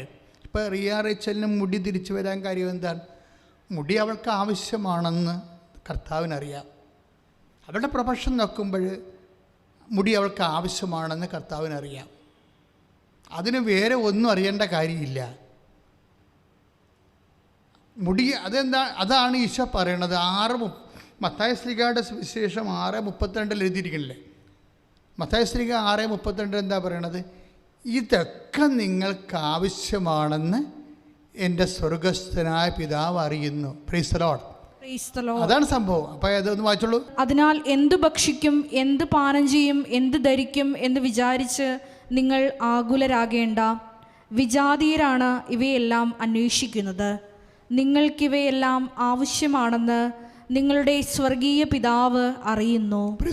അതാണ് ഇത് അപ്പം നിങ്ങൾ ഓർക്കും, ഇപ്പോൾ 6:31 എഴുതിയിരിക്കുന്നത് എന്ത് ഭക്ഷിക്കും, എന്ത് കുടിക്കും, എന്ത് ധരിക്കും എന്നുള്ള അടിസ്ഥാന ആവശ്യങ്ങൾ മാത്രമേ ഉള്ളൂ. അങ്ങനെയല്ല ഈശോ പറഞ്ഞിരിക്കുന്നത്. ഈശോ പറഞ്ഞിരിക്കുന്നത് അതെല്ലാം അടിസ്ഥാന ആവശ്യങ്ങളുടെ കൂടെ ബാക്കി വരുന്ന കുറേ ആവശ്യങ്ങളുണ്ട്. അതുകൊണ്ടാണ് ഈശോ 6:33 അത് കറക്റ്റ് ചെയ്ത് പറയുന്നുണ്ട്. മത്തായി ശ്ലീഹ 6:30 എന്താ എഴുതിയിരിക്കണത്? ശ്രദ്ധിക്കട്ടെ. നിങ്ങൾ ആദ്യം അവിടുത്തെ രാജ്യവും അവിടുത്തെ നീതിയും അന്വേഷിക്കുക. എന്ന് പറഞ്ഞ നിങ്ങൾ ആദ്യം അവിടുത്തെ രാജ്യവും അവിടുത്തെ നീതിയും അന്വേഷിക്കുക. അതോടൊപ്പം മറ്റുള്ളവയെല്ലാം നിങ്ങൾക്ക് ലഭിക്കും. മറ്റുള്ളവയെല്ലാം അവിടെയാണ് വിഷയം വേണ്ടത്. അവിടെ എന്ത് ഭക്ഷിക്കും, എന്ത് പാനം ചെയ്യും, എന്ത് ധരിക്കുമെന്നല്ല, മറ്റുള്ളവയെല്ലാം എന്ന് വെച്ചാൽ ഒരു ജീവിതത്തിന് ആവശ്യമായതെല്ലാം, ഒരു ജീവിതത്തിന് ആവശ്യമായതെല്ലാം. അത് അവർക്ക് തലമുടിയാണ് ആവശ്യമെങ്കിൽ അതും. പിന്നെ എന്താണ്, നമ്മൾ നേരത്തെ കണ്ട ഷേർലിയില്ലേ, ഷേർലിയുടെ മകൻ്റെ എന്താ പ്രശ്നം? ഷേർലിയുടെ മകൻ്റെ വിഷയം എന്ന് പറയുന്നത് അവന് +2 ആണ്, പക്ഷെ അവന് യൂറോപ്പിൽ പഠിക്കണം. +2 ആണ്, അവൻ യൂറോപ്പിൽ പഠിക്കണം. അതിനേക്കാളൊക്കെ വലിയൊരു വിഷയമുണ്ട് അവന് ഈ ഓൺലൈൻ ക്ലാസ് ആയിരുന്നല്ലോ കഴിഞ്ഞ കൊല്ലമൊക്കെ നടന്നുകൊണ്ടിരുന്നത്. ഇപ്പോഴും ഓൺലൈൻ ക്ലാസ്സിലായി നമ്മൾ. അപ്പോൾ ഓൺലൈൻ ക്ലാസ് പിന്നെ അലർജിയാണ്. അവൻ്റെ പേര് അലൻ രാജ് എന്നവൻ്റെ പേര്. അലൻ രാജിന് ഓൺലൈൻ ക്ലാസ് അലർജിയാണ്. അപ്പോൾ അവന് അമ്മ ഇങ്ങനെ പറഞ്ഞ് തലയിലെ വെള്ളം പറ്റുകയാണ്, എടാ നീ ക്ലാസ് അറ്റൻഡ് ചെയ്യും. പക്ഷേ ഇവന് ഒരു ടൈം കഴിഞ്ഞാൽ ഇതിൻ്റെ അത് അറ്റൻഡ് ചെയ്യാൻ പറ്റത്തില്ല. അപ്പോൾ ഇതിനെങ്ങനെ മാർക്ക് കിട്ടണത്? മാർക്ക് കിട്ടത്തില്ല. അവൻ തോക്കും, ഉറപ്പായിട്ടും തോക്കും. തോക്കണ തന്നെയല്ല, ഇനിയിപ്പോൾ എങ്ങനെ അവൻ്റെ ഒരു കലിബർ കൊണ്ട് വലിഞ്ഞ് കയറിയാൽ പോലും ഉന്നതമായ വിദ്യാഭ്യാസ സ്ഥാപനങ്ങളിൽ അഡ്മിഷൻ കിട്ടാൻ പറ്റത്തില്ല. അപ്പോൾ ഇതാണ് അവരുടെ വിഷയം. അപ്പോൾ അതവരുടെ ഉടമ്പടി വിഷയമാണ്. ഷേർലി ഉടമ്പടി ചെയ്യുമ്പോൾ ഷേർലി അത് വിഷയം എഴുതുന്നുണ്ട്. എന്താണ്? എൻ്റെ മകൻ്റെ അമ്മയുടെ തിരുസന്നിധി വന്ന് പ്രാർത്ഥിക്കുമ്പോൾ ഈ വിഷയം പറയുന്നുണ്ട്. എന്താണ്? അവൻ ഓൺലൈൻ ക്ലാസ് അറ്റൻഡ് ചെയ്തിട്ടില്ല. പക്ഷേ അമ്മ എന്ത് ചെയ്യാനാണ്? ഇതാണ് എൻ്റെ മകൻ്റെ അവസ്ഥ. ഞാനവനെ തല്ലാനോ കൊല്ലാനോ പറ്റുമോ? അമ്മയ്ക്ക് ചെയ്യാൻ പറ്റും. അവന് ഒരു ഉപരി വിദ്യാഭ്യാസത്തിന് വേണ്ടിയുള്ള മാർക്ക് കൊടുക്കണം. അപ്പോൾ അതെന്ത് സംഭവിച്ചു കഴിഞ്ഞാൽ അതിനിവർ ചെയ്യണ കാര്യത്തിൽ ഇവനോട് പറയും, നീ പരീക്ഷ എഴുത്, പറ്റണ പോലെ പഠിച്ച് പരീക്ഷ എഴുത്, ബാക്കിയുള്ളത് അമ്മയോട് പറഞ്ഞുകൊണ്ട് മധ്യസ്ഥം വഹിച്ച് നിനക്ക് മാർക്ക് വാങ്ങിച്ച് തരാമെന്നാണ് പറയണത്. ഒരു വിശ്വാസിയുടെ നിഷ്കളങ്കമായ ഒരു ശരണമാണ്. ബുദ്ധിജീവികളൊന്നും ഈ മേഖലയിൽ വാപൊളിച്ചിട്ട് കാര്യമില്ല. കാര്യം അവർക്ക് ബുദ്ധി മാത്രമേ ഉള്ളൂ. ബുദ്ധി മാത്രം കൊണ്ട് ഈ ലോകത്ത് ചില അസൈൻമെൻറ്റുകളെ കവർ ചെയ്യാൻ പാടായിരിക്കും. എന്താ കാര്യം വെച്ച് കഴിഞ്ഞാൽ വിശ്വാസത്തിന് നിലവാരം എന്ന് പറയണത് എന്താ? വിശ്വാസം എന്ന് പറയണത് സർവശക്തനായ ദൈവത്തിലാണ് വിശ്വസിക്കുന്നത്. നമ്മൾ വിശ്വാസ പ്രമാണം ചെല്ലുമ്പോൾ ആകാശത്തിൻ്റെയും ഭൂമിയുടെയും സൃഷ്ടാവും സർവശക്തനുമായ പിതാവിൽ വിശ്വസിക്കുകയാണ്. അപ്പം സൃഷ്ടാവിൽ മാത്രമല്ല നമ്മൾ വിശ്വസിക്കുന്നത്, പിന്നെ എന്താണ്? സർവശക്തനിലാണ് വിശ്വസിക്കുന്നത്.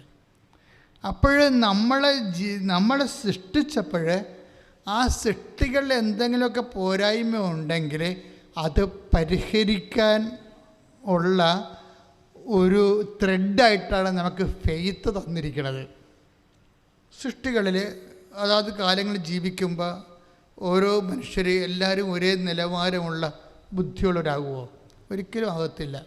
എല്ലാ മേഖലകളിലും എപ്പോഴും കഴിഞ്ഞ ദിവസങ്ങളിൽ ഒരു സിനിമാ നടൻ്റെ ഒരു ഇൻ്റർവ്യൂ ഉണ്ടായിരുന്നു. അയാൾ എന്തുകൊണ്ടാണ് ദൈവത്തിൽ വിശ്വസിക്കാത്തതെന്നാണ് അയാൾ തന്നെത്താൻ എക്സ്പ്ലെയിൻ ചെയ്യണത്. അത് അയാൾ ഒരു അവിശ്വാസിയാണെന്ന് നാട്ടുകാരെ ബോധിപ്പിക്കാൻ വേണ്ടി ഒരാളെ കെട്ടിയെടുത്ത് അയാളെ ഇൻ്റർവ്യൂ ചെയ്യിക്കുകയാണ്. അവരാരെ ഇൻ്റർവ്യൂ ചെയ്യാൻ വന്നതല്ല, ഇയാളുണ്ടാക്കിയ ഒരു ഇൻ്റർവ്യൂ ആണത്. അത് കേൾക്കും പറയാൻ പറ്റും. അയാൾ അതിനകത്ത് പറയുന്ന സാധനം, ദൈവം എന്തുകൊണ്ടാണ് ദൈവത്തിൽ ഞാൻ വിശ്വസിക്കാത്തത്? ഇവിടെ പാവപ്പെട്ടവരുള്ളത് കൊണ്ടാണ്. പണക്കാരെയും പാവപ്പെട്ടവരും രണ്ടും രണ്ടായിട്ടുള്ളത് കൊണ്ടാണ്. മനുഷ്യൻ ഈക്വൽ അല്ലാത്തത് കൊണ്ടാണെന്നാണ് പുള്ളി പറയുന്നത്. മനുഷ്യൻ ഈക്വൽ അല്ലാത്തത് കൊണ്ടാണ് അങ്ങനെ സംഭവിക്കണം. ഇനി ഒരു രസകരമായ വിഷയത്തിൽ ഇപ്പോൾ ഒരേ തരത്തിൽ ബുദ്ധിയും അതുപോലെ തന്നെ എഡ്യൂക്കേഷനുള്ള ആൾക്കാർക്ക് ഒരേ വരുമാനമാണ് ഇവിടെ കിട്ടുന്നത്? അല്ല. ഒരേ ബുദ്ധിയും ഒരേ ക്ലാസ്സും ഒരേ എഡ്യൂക്കേഷനും ഉള്ളവർക്ക് ഒരു വരുമാനമാണ് കിട്ടുന്നത്? അല്ല. എന്താ കാര്യം? അവർക്കില്ലേ ചിലർക്ക് കിട്ടുന്ന സാഹചര്യങ്ങളെ അവരതിൻ്റെ അകത്ത് വ്യക്തിപരമായ അവരുടെ അനുഭവജ്ഞാനവും കമ്മിറ്റ്മെൻറ്റിൻ്റെ വിഷയമുണ്ടല്ലോ. ഇപ്പം ഡെഡിക്കേഷൻ എന്നല്ലേ പറയണത്. ഇപ്പം ഡെഡിക്കേഷൻ എന്നൊക്കെ പറയണത് പണ്ട് ദൈവവുമായിട്ട് ബന്ധപ്പെട്ടൊരു വാക്കായിരുന്നു ഡെഡിക്കേഷൻ, ഡിവോട്ടി എന്നൊക്കെ പറയുന്നത്. ഇന്ന് ഒരു സ്ത്രീ ഏതെങ്കിലും തരത്തിൽ ഒരു ഫിസിക്കലായിട്ട് ഒരു ഒരു നഗ്നതയൊക്കെ കാട്ടി അഭിനയിക്കേണ്ട റോള് കൊടുത്താൽ അതങ്ങനെ വളരെ സുന്ദരമായ രീതിയിൽ അഭിനയിച്ചു കഴിഞ്ഞാൽ സംവിധാനം എന്താ പറയണത്? അവർ ഭയങ്കര ഡെഡിക്കേറ്റഡ് ആണെന്ന് പറയും. ഒരു അക്ഷരങ്ങൾ ഒരു വാക്കിന് സംഭവിക്കണ വ്യത്യാസം കണ്ടില്ലേ? ഒരു ഡെഡിക്കേഷൻ എന്ന് പറഞ്ഞ ദൈവികമായൊരു വാക്ക് ഇന്ന് ഉപയോഗിക്കുമ്പോൾ വരുമ്പോൾ അവർ ഭയങ്കര ഡെഡിക്കേറ്റഡ് അഭിനയിക്കുന്നത്. ഡെഡിക്കേറ്റഡ് അഭിനയിക്കുന്നത് എന്തിനാണ്? അപ്പോൾ ഇതുപോലെ ഈ ഡെഡിക്കേഷൻ ഒരു വിഷയമാണ്. എത്ര ബുദ്ധി ഈക്വലായാലും ശരി, ഡെഡിക്കേഷൻ എന്ന് വെച്ച് കഴിഞ്ഞാൽ അർപ്പണം, ആ വിഷയത്തെ അർപ്പണം വരുമ്പോൾ തന്നെ അർപ്പണം ഉള്ളവരുണ്ടാകും. ചിലർക്ക് ഉറങ്ങാൻ എനിക്കിഷ്ടം, ചില ആൾക്കാർക്ക് അത് എഴുന്നേറ്റിരുന്ന് വർക്ക് ചെയ്യാൻ എനിക്കിഷ്ടം. ആരായിരിക്കും രക്ഷപ്പെടുന്നത്? വർക്ക് ചെയ്യുന്നതിനായിരിക്കും രക്ഷപ്പെടുന്നത്. അപ്പോൾ ഡെഡിക്കേഷൻ ഒരു വിഷയമാണ്. അപ്പോൾ ദൈവത്തെക്കാളുപരി ദൈവം എല്ലാവരെയും അനുഗ്രഹിക്കുമ്പോൾ ഓരോരുത്തരും, പിന്നെ ബൈബിളനുസരിച്ചിട്ട് ആരാണ് സന്തോഷവാനെന്ന് നമുക്ക് പറയാൻ പറ്റത്തില്ലല്ലോ. ആരാണ് സന്തോഷവാൻ, ആരാണ് ആനന്ദം അനുഭവിക്കുന്നത്? എല്ലാ സമയത്തും നല്ല ആഹാരങ്ങൾ കിട്ടി നല്ല യാത്രകൾ ചെയ്യുന്ന ആൾക്കാരാണ് സന്തോഷവാൻ. അത് തൻ്റെ അധ്വാനം കൊണ്ട് കുടുംബത്തെ പുലർത്തി ഉള്ള ആഹാരം രുചികരമായിട്ട് കഴിക്കുന്നയാളാണ് സന്തോഷവാൻ. നമുക്ക് പറയാൻ പറ്റത്തില്ല, അതെല്ലാം സബ്ജക്റ്റീവ് കേസാണ്. പക്ഷെ നമ്മൾ പുറത്തു നിന്ന് നോക്കുമ്പോൾ അയാൾക്ക് അത്രയും വിഭവങ്ങളില്ല. പക്ഷെ നല്ല വിഭവങ്ങളുള്ള ആൾക്കാർക്ക് ദൈവാനുഗ്രഹം കൂടുതൽ, വിഭവമില്ലാത്തവർക്ക് കുറവെന്നൊക്കെ പറയണത് അത് തന്നെയല്ലേ ഏറ്റവും ഐക്യം എന്ന് പറയണത്. നിങ്ങളെ വിഭവം കുറവുള്ള ആൾക്കാരുടെ ജീവിതമെന്ന് നോക്കി അവരോട് ചോദിക്കണം, അവർ വളരെയേറെ ഹാപ്പിയാണ്. ഞാൻ എപ്പോഴും ഓർക്കുന്ന എൻ്റെ ജീവചരിത്രത്തിൽ എഴുതിയിട്ടൊരു കഥയുണ്ട്. കഥയല്ല, ശരിക്കും. അപ്പോൾ അന്ന് പോലെ ഞാൻ ശരിക്കും, അതായത് ഞാൻ സെമിനാരി പഠിക്കുമ്പോൾ ഞങ്ങൾക്ക് ലേബർ ഫോം എന്നും പറഞ്ഞൊരു സംഭവമുണ്ട്. ലേബർ ഫോം വെച്ചാൽ ഈ സോഷ്യൽ അവയർനെസ്സിന് വേണ്ടിയും അതുപോലെ സാമൂഹ്യ വികസനത്തിന് വേണ്ടി പ്രവർത്തിക്കുന്ന ഒരു സംഘടനയാണ്. ഞാനൊരിക്കൽ അതിൻ്റെ സെക്രട്ടറി ആയിരുന്നു. അപ്പോഴേ ഞങ്ങളെ പ്രസിഡൻറ്റും സെക്രട്ടറിയും അതുപോലെ തന്നെയൊക്കെ ഞങ്ങളിങ്ങനെ പാവപ്പെട്ടവരുടെ സോക്കോൾഡ് അങ്ങനെയുള്ള ഭവനങ്ങളിലേക്ക് നമ്മളിപ്പോൾ ചേരി എന്നൊക്കെ പറയണത് ഇന്നത്തെ സമയത്ത് അങ്ങനെ സബ്സ്റ്റാൻഡേർഡ് വാക്കുകൾ അങ്ങനെ ഉപയോഗിക്കാൻ പാടില്ല. അപ്പം അന്നത്തെ കാലത്ത് ആ വാക്കിന് ചേരുതെന്ന് തന്നെയായിരുന്നു അർത്ഥം. അപ്പോൾ ഞങ്ങൾ അങ്ങനെയുള്ള സ്ഥലങ്ങളിൽ, ആലുവയിൽ അങ്ങനെയുള്ള സ്ഥലങ്ങളിൽ പോയി. അപ്പോൾ ഒരു ദിവസം ഒരു വീട്ടിൽ ചെന്നപ്പോൾ അവിടുത്തെ അപ്പൂപ്പനാണ് ഒരു തെങ്ങും തടി, 2 തെങ്ങും തടി വെച്ച് ആണ്, കട്ടിലില്ല, തെങ്ങും തടിയിൽ എന്തോ ഒരു കയറ്റ് പായക്കിട്ട് അതിന്മേൽ പായ വെച്ച് കിടക്കുകയാണ്. അപ്പം ഞങ്ങൾക്ക് ഭയങ്കര സങ്കടം തോന്നി. എന്താ കാര്യം? ഞങ്ങൾ കട്ടിലാണ് കിടക്കണത്. അപ്പം കട്ടിലെ കൊതുകുവരെയൊക്കെ അപ്പം അവന് കൊതുക് വരയില്ല, അതിന് പകരം എന്തെങ്കിലുമൊക്കെ ചകിരിയൊക്കെ വെച്ച് പോക്കുന്ന പരിപാടിയാണ്, അത് പുറത്താണ്. അപ്പോൾ ഞങ്ങളവർക്ക് ദൈവം ഇത് എങ്ങനെ നരകം പിടിച്ച് എന്തൊരു ജീവിതം, ഈ അപ്പാപ്പന് നമുക്കൊരു കട്ടിൽ വാങ്ങിച്ചു കൊടുക്കാം. ഇപ്പോൾ ഈ ശിശുയുടെ മുമ്പിൽ നിന്നല്ലേ ഇതൊക്കെ പറയണത്. ഇപ്പോൾ അതായത് ഞങ്ങൾ വന്നിട്ട് എന്ത് ചെയ്യും? ഞങ്ങൾക്കന്നൊരു വരുമാനം ഇല്ലല്ലോ. അപ്പോൾ ഞങ്ങളുടെ ഈ ലേബർ ഫാമിലുള്ള ആൾക്കാരെല്ലാം ഇട്ടുകൂട്ടി 10 രൂപ 20 രൂപയൊക്കെ എടുത്തിട്ട് ഞങ്ങളുടെ സെമിനാരി കാർപ്പൻറ്ററിനെ പോയി കണ്ട്. കാര്യം സെമിനാരി എപ്പോഴും 2 കാർപ്പൻറ്റേഴ്സ് സ്ഥിരം ഉണ്ടാവും. അപ്പോൾ അവരോട് പറഞ്ഞ ചേട്ടൻ ഞങ്ങളോട് ബന്ധമുള്ളതുകൊണ്ട് ചേട്ടൻ ഞങ്ങൾ കുറച്ച് കാശ് തരാം, സെമിനാരിയിൽ നിന്ന് പ്രൊക്രേറ്റർ അച്ഛനോട് തടി അനുഭവിപ്പിച്ച് തരാം, ഒരു കട്ടിലുണ്ടാക്കി തരണമെന്ന് പറഞ്ഞു. അപ്പോഴുടനെ അപ്പോൾ ആ ചേട്ടൻ കാർപ്പൻറ്റർ പറഞ്ഞു ഓക്കെ, പക്ഷേ ഈ ടൈമിന് പറ്റില്ല, 5 മണി വരെ എനിക്ക് വർക്കുള്ളതാണ് ഇവിടെ. 5 മണി കഴിഞ്ഞിട്ട് ഞാൻ എല്ലാ ദിവസവും ഒരു 15 മിനിറ്റ് വീതം നിങ്ങളുടെ വർക്ക് ചെയ്യാം. ഉടനെ തരാൻ പറ്റത്തില്ല, കാര്യം ഞാൻ രാവിലെ നമുക്ക് മനസ്സിലാവും രാവിലെ 8 മണിക്ക് വരുന്ന ആളാണ് 5 മണിക്കാണ് പോകുന്നത്. പിന്നെ നമ്മുടെ വർക്ക് എക്സ്ട്രാ വർക്കാണ്. അപ്പം അങ്ങനെ വരുമ്പോൾ ഒരു ബുദ്ധിമുട്ടുണ്ട്. അപ്പം 10 മിനിറ്റ് 15 മിനിറ്റ് 20 മിനിറ്റൊക്കെ ആയിട്ട് ആ മനുഷ്യൻ 1 മാസം കൊണ്ട് ഞങ്ങൾക്ക് കട്ടിലുണ്ടാക്കി തന്നു. ഇപ്പം ഞങ്ങൾക്കാണെങ്കിൽ ഭയങ്കര സന്തോഷം. കാര്യം ഈ കട്ടിൽ ഞങ്ങളൊരു ശനിയാഴ്ച ആഘോഷമായിട്ട് ഈ 6 പേരും കൂടി ചുമന്നുകൊണ്ട് ചേരിപ്പോവും. കട്ടിലാണ്, വലിയ സംഭവമല്ലേ. അപ്പം അത് ചുവന്നുകൊണ്ട് പോകണം. ചുവന്നുകൊണ്ട് ചേരി ചെന്ന് ഈ കട്ടിലിട്ട് കൊടുത്ത് പാപ്പന്. അപ്പം ഞങ്ങളെ സംബന്ധിച്ചിടത്തോളം ഞങ്ങളേണ്ട വലിയ ഒരു കാര്യം ഞങ്ങളുടെ ജീവിതത്തിൽ നടന്ന പോലെയാണ്.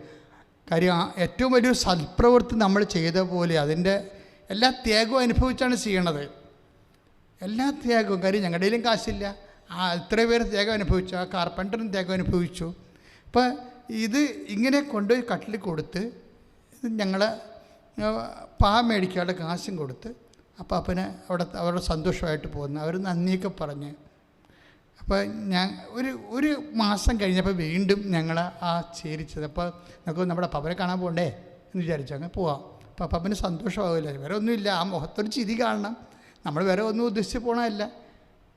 ആ മുഖത്തൊരു ചിരി കാണുമ്പോൾ നമുക്കൊരു സന്തോഷം, ആശ്വാസം, ഒരു സംതൃപ്തി, അതാണ് ഉദ്ദേശിക്കണത്.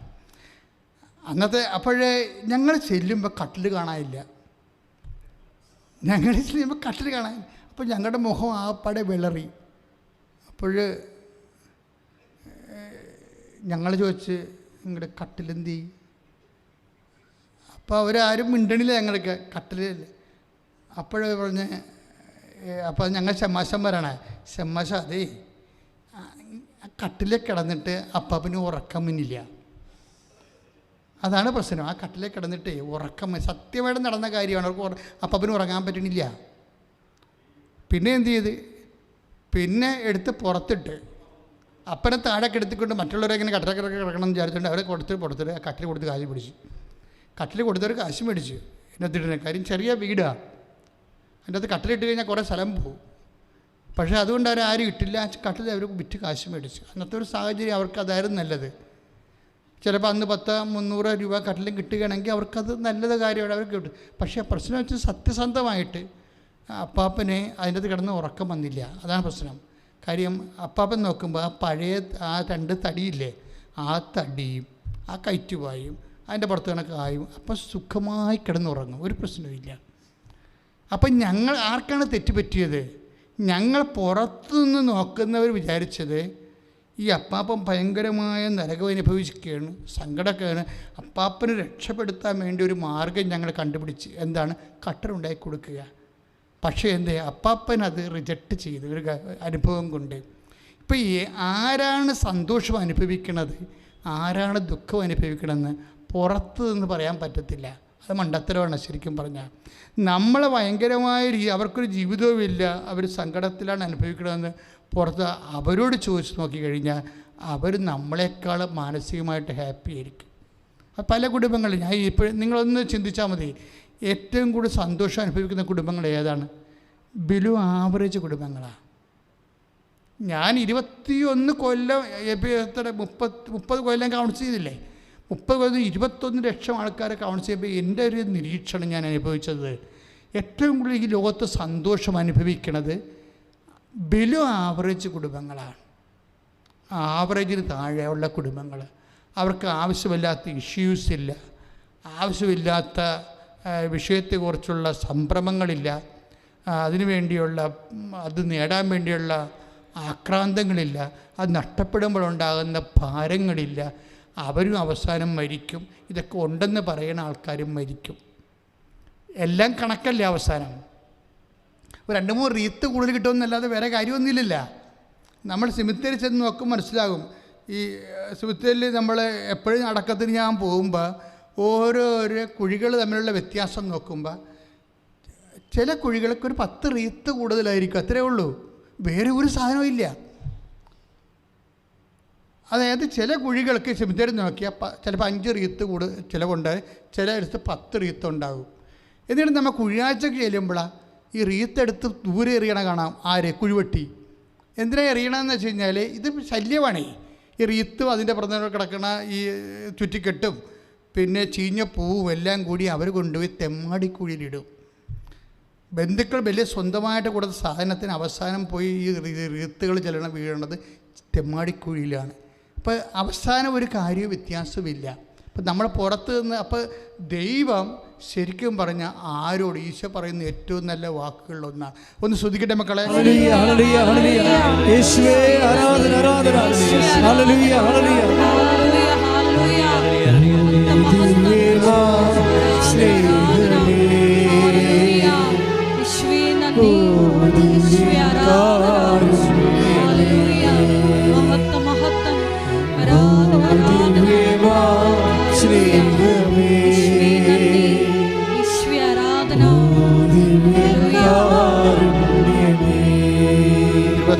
തിരുവത്താഴ മേശയിൽ സമ്മാനം തിരുവത്താഴ മേശയിൽ സമ്മാനമേ ഓ ദിവ്യമാ സ്നേഹമേ ഓ ദിവ്യകാരുണ്യമേ.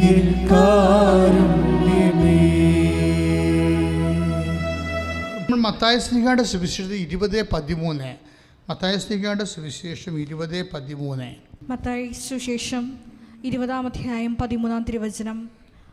അവൻ അവരിൽ ഒരുവനോട് ഇങ്ങനെ മറുപടി പറഞ്ഞു, സ്നേഹിത, ഞാൻ നിന്നോട് ഒരനീതിയും ചെയ്യുന്നില്ല.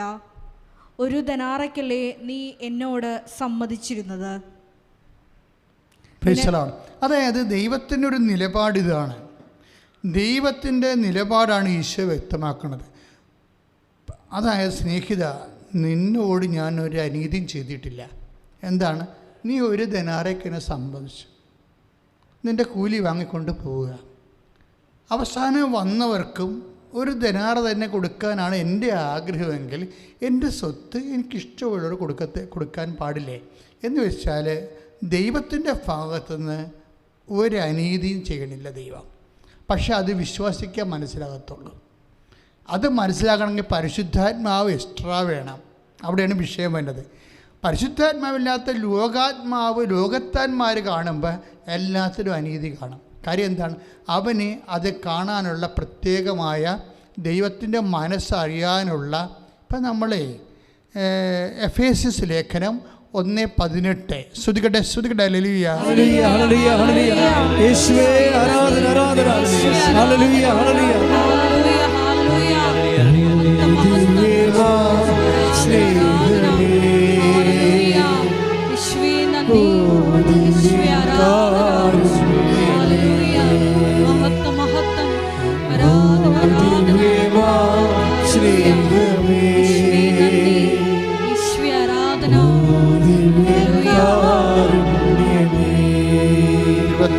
തിരുവത്താഴ മേശയിൽ സമ്മാനം തിരുവത്താഴ മേശയിൽ സമ്മാനമേ ഓ ദിവ്യമാ സ്നേഹമേ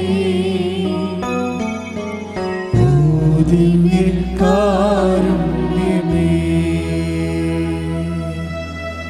എഫേസ്യസ് 1:18. ഏതു തരത്തിലുള്ള പ്രത്യാശയിലേക്കാണ് അവിടുന്ന് നിങ്ങളെ വിളിച്ചിരിക്കുന്നതെന്നറിയാനും വിശുദ്ധർക്ക് അവകാശമായി അവിടുന്ന് വാഗ്ദാനം ചെയ്തിരിക്കുന്ന മഹത്വത്തിന്റെ സമൃദ്ധി മനസ്സിലാക്കാൻ നിങ്ങളുടെ ആന്തരിക നേത്രങ്ങളെ അവിടുന്ന് പ്രകാശിപ്പിക്കട്ടെ. എന്ന് വെച്ച് കഴിഞ്ഞാൽ വിശുദ്ധർക്ക് അവിടുന്ന് നൽകുന്ന പ്രത്യാശയുടെ അടിസ്ഥാനം ദൈവത്തിൻ്റെ മഹത്വമാണ്. അതറിയാൻ നമുക്ക് എന്താണ്? ആന്തരിക നേത്രങ്ങളെ പ്രകാശിപ്പിക്കട്ടെ. അപ്പോൾ ദൈവികമായ പദ്ധതികൾ നമ്മൾക്കറിയണമെന്നുണ്ടെങ്കിൽ ഈ ആന്തരിക നേത്രങ്ങളെ പ്രകാശിപ്പിക്കണം. അതായത് ആന്തരിക നേത്രങ്ങളെ പ്രകാശിപ്പിക്കുന്നത് പരിശുദ്ധാത്മാവാണ്. ഇപ്പോൾ പരിശുദ്ധാത്മാവിലാണ്. ഇപ്പോൾ പരിശുദ്ധാത്മാവ് നിറയുമ്പോഴാണ് ദൈവം നീതിമാനാണെന്നുള്ള കാര്യവും നമുക്ക് മനസ്സിലാവുന്നത്. പിന്നെ എന്തു ചെയ്യും? നമുക്ക് ഒന്നൊരു വായിച്ചോളൂ. ശ്രുതികടെ ഹല്ലേലൂയ. ഏത് തരത്തിലുള്ള പ്രത്യാശയിലേക്കാണ് അവിടുന്ന് നിങ്ങളെ വിളിച്ചിരിക്കുന്നതെന്നറിയാനും വിശുദ്ധർക്ക് അവകാശമായി അവിടുന്ന് വാഗ്ദാനം ചെയ്തിരിക്കുന്ന മഹത്വത്തിന്റെ സമൃദ്ധി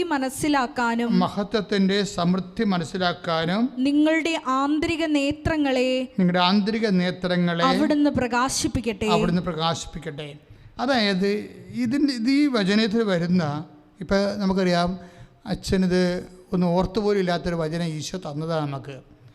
പക്ഷേ ഇതിൻ്റെ വചനത്തിൽ വരുന്ന ദൈവികമായ കുറച്ച് വഴികളുണ്ട്. അതിലൊന്നെന്താണെന്ന് വെച്ച് കഴിഞ്ഞാൽ, എഫേസ്യസ് ലേഖനമാണ് 1:18 നമ്മൾ വായിച്ചത്. വിശുദ്ധർക്ക് അവകാശമായി അവിടുന്ന് വാഗ്ദാനം ചെയ്തിരിക്കുന്ന മഹത്വം, നിത്യമഹത്വത്തെക്കുറിച്ച് പറയുകയാണ്.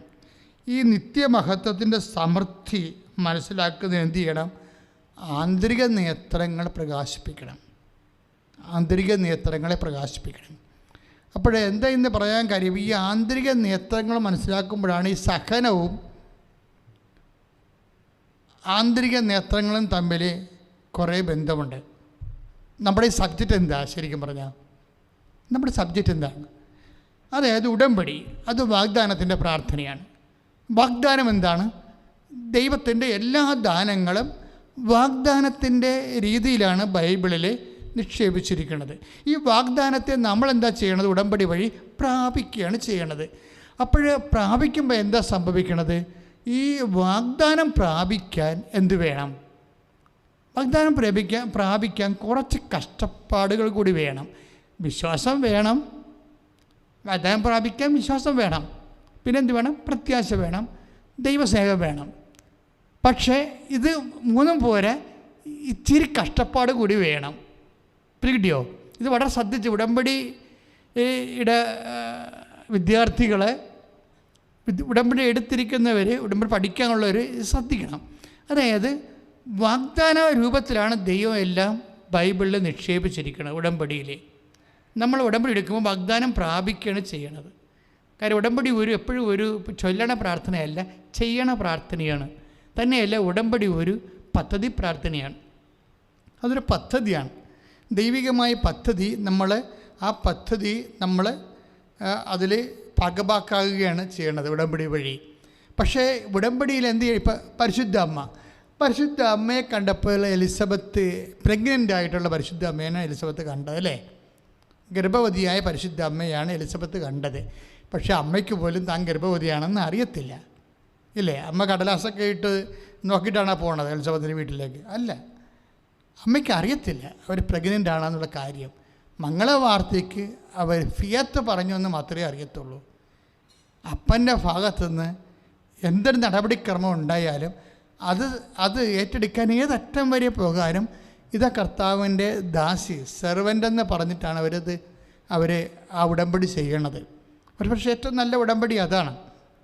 അവർ സെർവൻ്റാണ് ഞാൻ എന്ന് പറഞ്ഞ് അമ്മ സമർപ്പണം ചെയ്യണതും ആ അപ്പൻ്റെ വാഗ്ദാനം, മംഗളവാർത്തയിലൂടെ നൽകുന്ന വലിയ വാഗ്ദാനമുണ്ട്.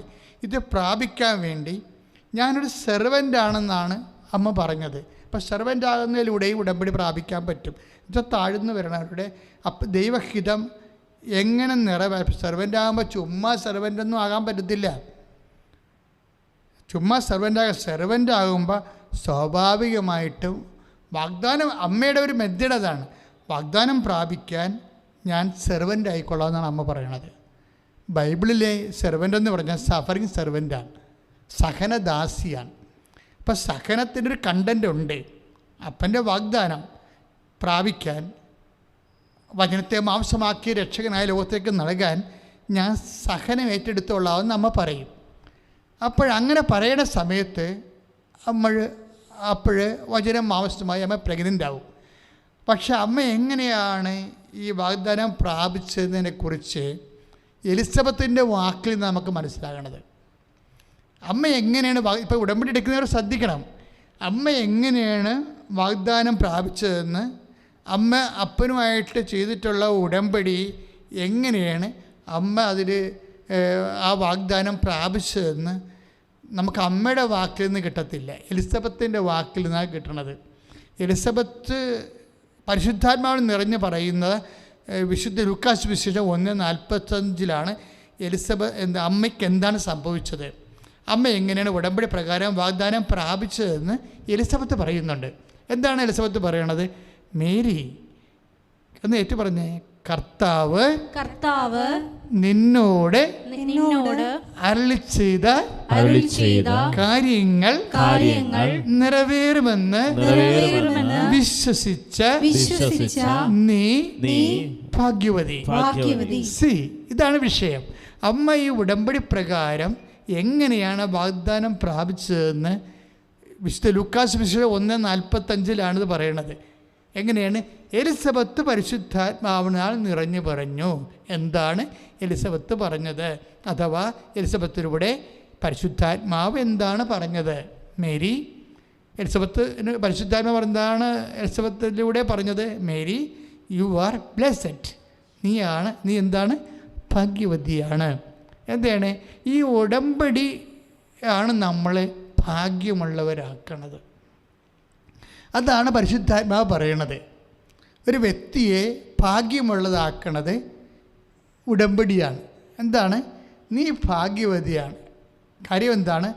ദൈവം നിന്നോട് പറഞ്ഞ വാഗ്ദാനം, നീ ഒരു ഗർഭം ധരിച്ച് ഒരു പുത്രനെ പ്രസവിക്കുമെന്നുള്ള വാഗ്ദാനം നീ എന്ത് ചെയ്ത്?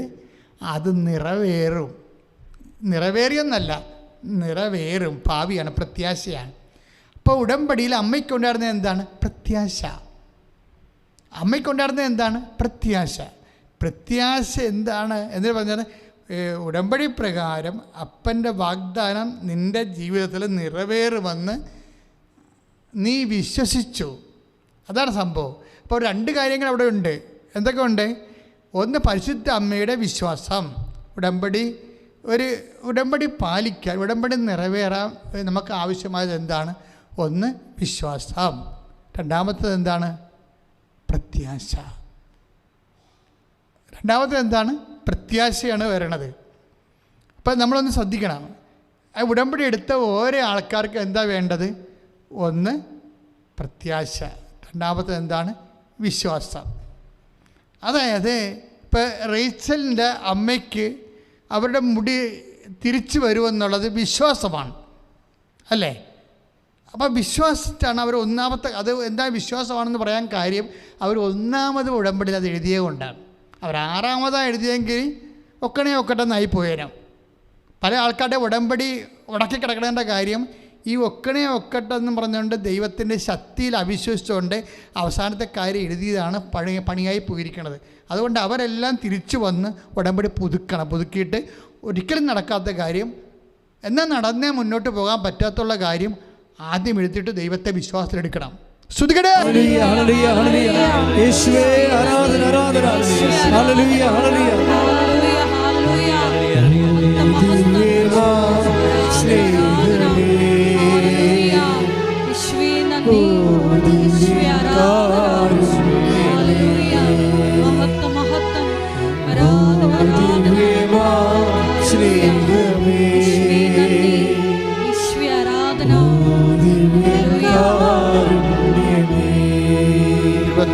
തിരുവത്താഴ മേശയിൽ സംഭാവന, തിരുവത്താഴ മേശയിൽ സംഭാവനമേ, ഓ ദിവ്യമാ സ്നേഹമേ, ഓ ദിവ്യകാരുണ്യമേ. പരിശുദ്ധ അമ്മയ്ക്ക് 2 കാര്യങ്ങളാണ് ദൈവത്തിൻ്റെ വാഗ്ദാനത്തോട്, അതാണ് നിയോഗമെന്ന് പറയണത്, ഇല്ലേ? ഉടമ്പടിയുടെ നിയോഗം എന്താണ്? നീ ഗർഭം ധരിച്ച് ഒരു പുത്രനെ പ്രസവിക്കാം. അതാണ് നിയോഗം. ഉടമ്പടിയുടെ നിയോഗം. ആ നിയോഗത്തിന് ദൈവം ആവശ്യപ്പെടുന്നത് നിബന്ധന മറിയത്തിൻ്റെ പ്രത്യാശയാണെന്നുള്ളത് ദൈവം മാതാവിനോട് പറഞ്ഞിട്ടില്ല. പക്ഷെ പരിശുദ്ധാത്മാവ് പറഞ്ഞു. അവിടെയാണ് വിഷയം വന്നത്. ഉടമ്പടിക്ക് പരിശുദ്ധാത്മാവിന് ആവശ്യമാണ് നമുക്ക്. അല്ലാതെ ആലപ്പുഴ വരാൻ കാശുണ്ട്, വണ്ടിക്കാശുണ്ടായാൽ മാത്രം വർക്കൗട്ട് ചെയ്യത്തില്ല. അതായത് മാതാവിൻ്റെ പ്രത്യുത്തരം എന്താണ്? എലിസബത്ത് പറയണത്, മേരി, കർത്താവ് നിന്നോട് അരുളി ചെയ്ത കാര്യങ്ങൾ നിറവേറുമെന്ന് നീ വിശ്വസിച്ചു. രണ്ടാമത്തെ എന്താണ്? നിറവേറുമെന്നാണ് വിശ്വസിച്ചത്. ഭാവി നടക്കാൻ പോണ കാര്യമാണ്. അതിനകത്ത് പ്രത്യാശയുണ്ട്. ഒരേ സമയം ഉടമ്പടിക്ക് നമുക്ക് വരുന്നിരിക്കുന്ന നിബന്ധന വിശ്വാസവും പ്രത്യാശയുമാണ്. ഈ വിശ്വാസവും പ്രത്യാശയും എന്ന് പറയുമ്പോൾ ഇപ്പം എന്താണ് ചെയ്യണത്? ഇപ്പം അവരുടെ പേരെന്നാ നമ്മൾ കണ്ടത്, ഷെർലി അല്ലേ? ഷെർലി പട്ടിയൂർക്കാവിൽ എന്താ ചെയ്യണം? അവർ ഈ മകൻ രണ്ടാം ഇൻ്റർവ്യൂവിന് പോകുമ്പോൾ ഉടമ്പടി ചെയ്തതിന് ശേഷം ഉടമ്പടി കാശ് രൂപ അവർ പോക്കറ്റിലിട്ട് കൊടുക്കും. എന്നിട്ടെന്താ പറയണത്? മകനെ, നീ രണ്ടാമത്തെ കമ്പനി ഇൻ്റർവ്യൂവിൽ, സ്കൂളിൻ്റെ ഇൻ്റർവ്യൂവിൽ നീ ജയിക്കും. അതെന്താണ്? ഷെർലിയുടെ പ്രത്യാശയാണ്, വിശ്വാസമുണ്ട് അതിൻ്റെ അകത്ത്, അല്ലേ? എന്താ കാര്യം വെച്ച് കഴിഞ്ഞാൽ ഈ എപ്പോഴും പഴയ ഉടമ്പടി എല്ലാം ചെയ്യണത് ആദ്യം ഒരു സ്തംഭം നാട്ടും, പിന്നെ അവർ ഉടമ്പടി ചെയ്യും, പിന്നെ അവർ ഭക്ഷണം കഴിക്കും. ഇതെല്ലാം സ്ഥിരീകരണത്തിൻ്റെ ഒരു ഇതാണ്. മരിയൻ ഉടമ്പടി നമ്മൾ സ്തംഭം നാട്ടുന്നതിന് പകരം നമ്മളെ കൊടുക്കുന്നത് ഉടമ്പടി കാശുരുവാണ് കൊടുക്കുന്നത്. ഉടമ്പടി കാശുരു എന്ന് സ്തംഭം നാട്ടണം എന്താണ്? പഴയ നിയമത്തിൽ കല്ലെടുത്ത് വെക്കും. ഉടമ്പടി ചെയ്ത് കഴിഞ്ഞാൽ ഒരു കല്ലെടുത്ത് വെക്കും, ഒരു കരിങ്കല്ല്. എന്നിട്ട് അതിന്മേൽ ഉടമ്പടി തൈലം ഒഴിക്കും. അപ്പോഴാണ് അത് ഓർമ്മക്കല്ലാണ്, സ്മാരകശില. അപ്പോൾ ഈ സ്മാരകശിലയുടെ ഉടമ്പടിയിൽ നമുക്ക് കുറേ സംഭവങ്ങൾ മരിയൻ ഉടമ്പടിയിലുണ്ട്. ഉടമ്പടി തൈലം ഒരു സ്മാരകശിലയാണ്. പിന്നെ ഉടമ്പടി പത്രിക, പിന്നെ ഉടമ്പടി കാശുരൂപം, ഇങ്ങനെ കുറേ സ്മാരകശിലകളുണ്ട്. പക്ഷേ എന്താ സംഭവം? ഇതെല്ലാം ഈ ശില നാട്ടണം എന്തിനാണെന്ന് പഴയ നിയമത്തിൽ ഉടമ്പടി എടുക്കുന്നവർ, ഞാൻ യഹോവയുടെ നാമത്തിൽ ചെയ്ത ഉടമ്പടിയുടെ ഓർമ്മയാണതെല്ലാം. അതുകൊണ്ട് ഞങ്ങൾ നിർബന്ധമായിട്ട് പറയും, ഉടമ്പടി കാശുരൂപം പോകരുത് എന്ന് പറയും. കാശുരൂപം ആർക്കെങ്കിലും നഷ്ടപ്പെട്ടുണ്ടെങ്കിൽ, ഇൻ കേസ് അവർക്ക് കാര്യം അറിയാൻ പാടില്ലാതെ അല്ലെങ്കിൽ എങ്ങനെയെങ്കിലും പോയിട്ടുണ്ടെങ്കിൽ ഡാമേജ് ആയാൽ തിരിച്ചു കൊടുക്കും. കാര്യം അത് ഞങ്ങൾക്കറിയാം അതിൻ്റെ വില എന്താണെന്നറിയാം. അപ്പോൾ നിങ്ങൾക്കും അറിയണം. അതുപോലെ ഉടമ്പടി പ്രകാരമുള്ള ഓർമ്മ ആയിട്ടുള്ള തിരുവസ്തുക്കളാണ് അതെല്ലാം. അപ്പം അത് നിങ്ങളതുപോലെ തന്നെയാണ് കരുതേണ്ടത്. ചില ആൾക്കാർക്ക് കരുതൽ കൂടുതലാണ്. കഴിഞ്ഞാൽ ഉടമ്പടി കിട്ടിയിരിക്കുന്ന വസ്തു എന്താണെന്ന് ചിലർക്ക് വല്ലാണ്ടങ്ങോട്ട് അറിയാം. അവിടെയാണ് പ്രശ്നം. ചിലർക്ക് അറിയാം, ചിലർക്ക് വല്ലാണ്ടറിയാം എന്തെല്ലാമാണ് കിട്ടിയിരിക്കണമെന്ന്. ഏറ്റവും കൂടുതൽ കഷ്ടപ്പെടുന്നവർക്ക്, ഇതിനു വേണ്ടി ഇൻവെസ്റ്റ് ചെയ്യുന്നവർക്കാണ് ഏറ്റവും ക്വാളിറ്റി ആയിട്ടുള്ള സാക്ഷ്യങ്ങളുള്ളത്. കാര്യം നമ്മൾ ഉടമ്പടി നമ്മളെ പഠിപ്പിക്കുന്ന കുറേ പാഠങ്ങളുണ്ട്. ചില ആൾക്കാർ അടുത്ത ബസ് സ്റ്റോപ്പിൽ വന്ന് വെച്ചും പറയും, ഞങ്ങൾക്ക് പോകണം എന്ന് പറഞ്ഞോട് വന്ന് ധൃതി ഉണ്ടാക്കും. അപ്പം ഞങ്ങൾ ചിലപ്പോൾ അടുത്ത 2 സ്റ്റോപ്പിൻ്റെ അപ്പുറത്തുള്ള ആൾക്കാരായിരിക്കും കൃപാസനത്തിന്. അപ്പം ഞങ്ങൾ എന്താ പറയണം അവരോട്? ദയവായിട്ട് ഇവിടുന്ന് മാറി തരാമെന്നേ പറയത്തുള്ളൂ. അല്ല, നിങ്ങൾ ഉടമ്പടി എടുക്കണം ഒന്നും പറയത്തില്ല. കാര്യം ഇവരെ കൊണ്ട് ഉടമ്പടി എടുത്തിട്ട് ദൈവത്തിനൊന്നും നേടായില്ല ഞങ്ങൾക്കറിയാം. കാര്യം അവർക്ക് അതിനകത്ത് ഇൻവെസ്റ്റ് ചെയ്യാൻ അവിടെ ഒന്നുമില്ല. ഉടമ്പടിക്ക് ഇൻവെസ്റ്റ് ചെയ്യേണ്ട എന്താണ്? ഉടമ്പടിയിൽ ഇൻവെസ്റ്റ് ചെയ്യണം. ഇപ്പോൾ സാക്ഷി വിട്ടിട്ടുണ്ട്, ചേർത്തലയിലുള്ള സാക്ഷിയാണ്, ആലപ്പുഴത്തെ സാക്ഷിയാണ്. അതിടാൻ കാര്യം എന്ന് വെച്ച് കഴിഞ്ഞാൽ വർഗീസ് എന്നൊരാളാണ് സാക്ഷ്യം പറഞ്ഞിരിക്കുന്നത്. എന്താ ഇവിടെ പ്രശ്നം വെച്ച് കഴിഞ്ഞാൽ 40 വർഷമായിട്ട് അദ്ദേഹത്തിന് വഴിയില്ല, പുറത്തേക്ക് പോകാൻ വഴിയില്ല. ഇതിൻ്റെ അകത്ത് വരുന്ന വിഷയം എന്ന് പറയണത്, ഇദ്ദേഹത്തിൻ്റെ 9 വീട്ടുകാരും ഉണ്ട് അടുത്ത്. അവർ വെള്ളത്തിലൂടെയാണ് പോകുന്നത്. അപ്പം ഞാൻ ഓർത്തു ഒട്ടൊപ്പം വെള്ളത്തിലാണ് പോകണത്. അപ്പോൾ എല്ലാ മാസവും തന്നെ ഇത് ആവശ്യമുണ്ട്. അതായത് തണ്ണീർമുക്കം കായലിൽ കൂടെ ഉപ്പ് വെള്ളം കയറി വരുമ്പോൾ ഇവിടെ വീടിൻ്റെ വക കയറും. തണ്ണീർമുക്കം കായലിലൂടെ അദ്ദേഹം അത് പ്രത്യേകം പറയുന്നുണ്ട്, തണ്ണീർമുക്കം കായലിലൂടെ ഉപ്പ് കയറി വരുമെന്ന്. ഉപ്പുവെള്ളം കയറി വരുമ്പോൾ അത് കായലും പൊങ്ങിയിട്ട് ഇവിടെ വീട്ടുവഴികളിലൂടെയാണ് ഈ ഉപ്പ് വെള്ളം കയറുമ്പോൾ മുട്ടപ്പം വെള്ളം എന്നാണ് പറയണത്. എന്നിട്ട് എങ്ങനെ 12 മാസവും വെള്ളം, അല്ലാതെ വർഷകാലത്ത് മാത്രമല്ല, വർഷകാലത്തും വേനൽക്കാലത്തും വെള്ളം, 12 മാസവും വെള്ളം, 40 വർഷമായിട്ട് വഴിയില്ല. ഇത് ക്യാപിറ്റൽ പ്രശ്നമാണിത്. എന്നിട്ട് ഈ വർഗീസ് ഒന്ന് ഉടമ്പടി ചെയ്യും. അമ്മ, എനിക്ക് വഴിയില്ല, ഞാൻ മുട്ടപ്പം നീന്തിയാണ് 12 മാസവും ജീവിക്കണത്, എനിക്കൊരു സമാധാനം ഉണ്ടാക്കി തന്നെ. കാര്യം എന്താ വെച്ച് കഴിഞ്ഞാൽ ആ വഴിയിൽ അവർക്കുള്ള വഴിയുടെ അവിടെ കേസിൽ കിടക്കണതാണ് സംഭവം. കേസിൽ കിടക്കണ കാരണമാണ് അവർക്ക് വഴി കിട്ടാത്തതിൻ്റെ പ്രധാനപ്പെട്ട കാര്യം. അപ്പം കേസ് മാറാൻ വേണ്ടിയാണ് പ്രാർത്ഥിക്കുന്നത്. പക്ഷേ ഈ വർഗീസിൻ്റെയൊക്കെ കുറേ പേയ്മെൻ്റ് അമ്മ ചോദിക്കുന്നുണ്ട്.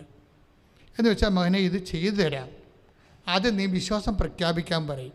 അപ്പോൾ വർഗീസ് എന്താ ചെയ്യണമെന്ന് വെച്ച് കഴിഞ്ഞാൽ, വിശ്വാസം പ്രഖ്യാപിക്കണം. ഉടമ്പടിയുടെ ഒരു സംഭവമാണല്ല, വിശ്വാസം പ്രഖ്യാപിക്കണം, പ്രത്യാശയോടുകൂടി വിശ്വാസം പ്രഖ്യാപിക്കണം. അതാണ് ലുക്ക 1:45. വർഗീസ് എന്താ ചെയ്യണമെന്ന് വെച്ച് കഴിഞ്ഞാൽ, ഉടമ്പടി ഉപ്പ് കൊണ്ടുപോയിട്ട് ഈ മുട്ടപ്പം വെള്ളത്തിൽ വിതറും. നിങ്ങളാ സാക്ഷ്യം ഒന്ന് കേൾക്കണം, എങ്ങനെയാണ് വിശ്വാസം പ്രഖ്യാപിക്കണമെന്ന്. ഉടമ്പടി ഉപ്പ് കൊണ്ടുപോയതിന് ശേഷം മുട്ടപ്പം വെള്ളത്തിൽ നിൽക്കുന്ന വഴി, ഇല്ലാത്ത വഴിയിൽ, വെള്ളം കെട്ടി നിൽക്കുന്ന വഴിയിൽ, കിട്ടാത്ത വഴിയിൽ, കേസായ വഴിയിൽ കൊണ്ടുപോയി ഈ ഉപ്പ് വിതറും. എന്താണ്? എൻ്റെ അമ്മ ഈ വഴി എനിക്ക് തരും എന്ന് പറഞ്ഞാണ് വിശ്വസിക്കണത്. വിശ്വസിച്ചവരാണ്. അത് വിശ്വസിച്ചത് മാത്രം കാര്യമില്ല, അത് പ്രഖ്യാപിക്കണം. വിശ്വാസം എപ്പോഴും ചെയ്യേണ്ടത് എന്താണ്? പ്രഖ്യാപിക്കണം. ഇപ്പോൾ ഉടമ്പടി തൈലം തേക്കണത് എന്താണ്? അത് പ്രഖ്യാപനമാണ്. വിശ്വാസം എപ്പോഴും പ്രഖ്യാപിക്കാനുള്ളതാണ്. അപ്പോഴവരുടെ കയ്യിൽ അവിടെ ആ വെള്ളത്തിലിടാൻ പറ്റിയ സാധനം വർഗീസ് നോക്കിയിട്ട് ഉടമ്പടി ഉപ്പാണ്. ഉടമ്പടി കൊണ്ട് ഉപ്പ് കൊണ്ട് വിശ്വാസപ്രമാണം ചെയ്തിട്ട് കർത്താവ് ഈ വഴി തരാൻ വേണ്ടി ആ വഴിയിൽ വെള്ളത്തിലിടും. വെള്ളത്തിലിട്ടിട്ട് 1 കൊല്ലമാകും. 1 കൊല്ലമാകുമ്പോൾ വർഗീസ് അമ്മയെടുത്ത് വരും. അമ്മയെടുത്ത് വന്ന് വെച്ചാൽ അമ്മയോട് പറയാം, അമ്മേ, 1 കൊല്ലമായി ഉടമ്പടി ചെയ്തിട്ട് ഇതുവരെക്കും വഴി കിട്ടിയില്ല. അത് ആ അമ്മയോട് പറയുന്ന ഒരു രീതിയുണ്ട്. അതായത് ഒരു സ്നേഹം അതിൻ്റെ അകത്തുണ്ട്. ഇതാണ് വിഷയം. കാര്യം വിശ്വാസവും പ്രത്യാശയും മാത്രം പോരാ, ഒരു സ്നേഹത്തിൻ്റെ കണ്ടൻറ്റ് വേണ്ട അതിൻ്റെ അകത്ത്. കാര്യം ഉടമ്പടി സാങ്കേതികമായിട്ട് സംഭവിക്കുന്ന ഒരു കെമിക്കൽ ഫോർമുല അല്ല. ദൈവത്തിൻ്റെ ഇടപെടൽ ഉറപ്പുവരുത്തണമെങ്കിൽ നമ്മുടെ ഭാഗത്തുനിന്ന് ദൈവസ്നേഹം ഉണ്ടാകണം.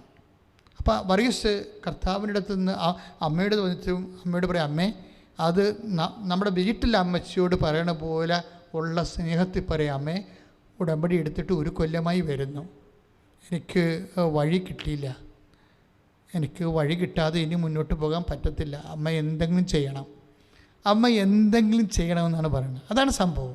അപ്പോഴെന്ന് വെച്ച് കഴിഞ്ഞാൽ അമ്മ എന്തെങ്കിലും ചെയ്യണമെന്ന് നമ്മൾ മനുഷ്യന്മാരോട് പറയണ പോലെയുള്ള സ്നേഹത്തിൽ ഈ മനുഷ്യൻ പറയും. അത് അമ്മയുടെ ചങ്കിരിക്കുള്ളൂ ആ സംഭവം. ദൈവത്തിനോട് പ്രാർത്ഥിക്കണമല്ല പ്രശ്നം, ദൈവത്തിൻ്റെ ചങ്കിലി കൊള്ളണം. അതിന് അവിടെ പിന്നെ എന്താ സംഭവിക്കണമെന്ന് വെച്ച് കഴിഞ്ഞാൽ, ഈ മനുഷ്യൻ ചിന്തിക്കാത്ത രീതിയിൽ 3 മീറ്റർ വീതിയിൽ വേറെ ഒരു വഴി ഈ മനുഷ്യന് വേറെ പറമ്പിൽ നിന്ന് വെട്ടി ഈ മനുഷ്യൻ്റെ വീട്ടിലോട്ട് കൊണ്ടുവരും അമ്മ. അത് സംഭവം ഭയങ്കരമാണ്.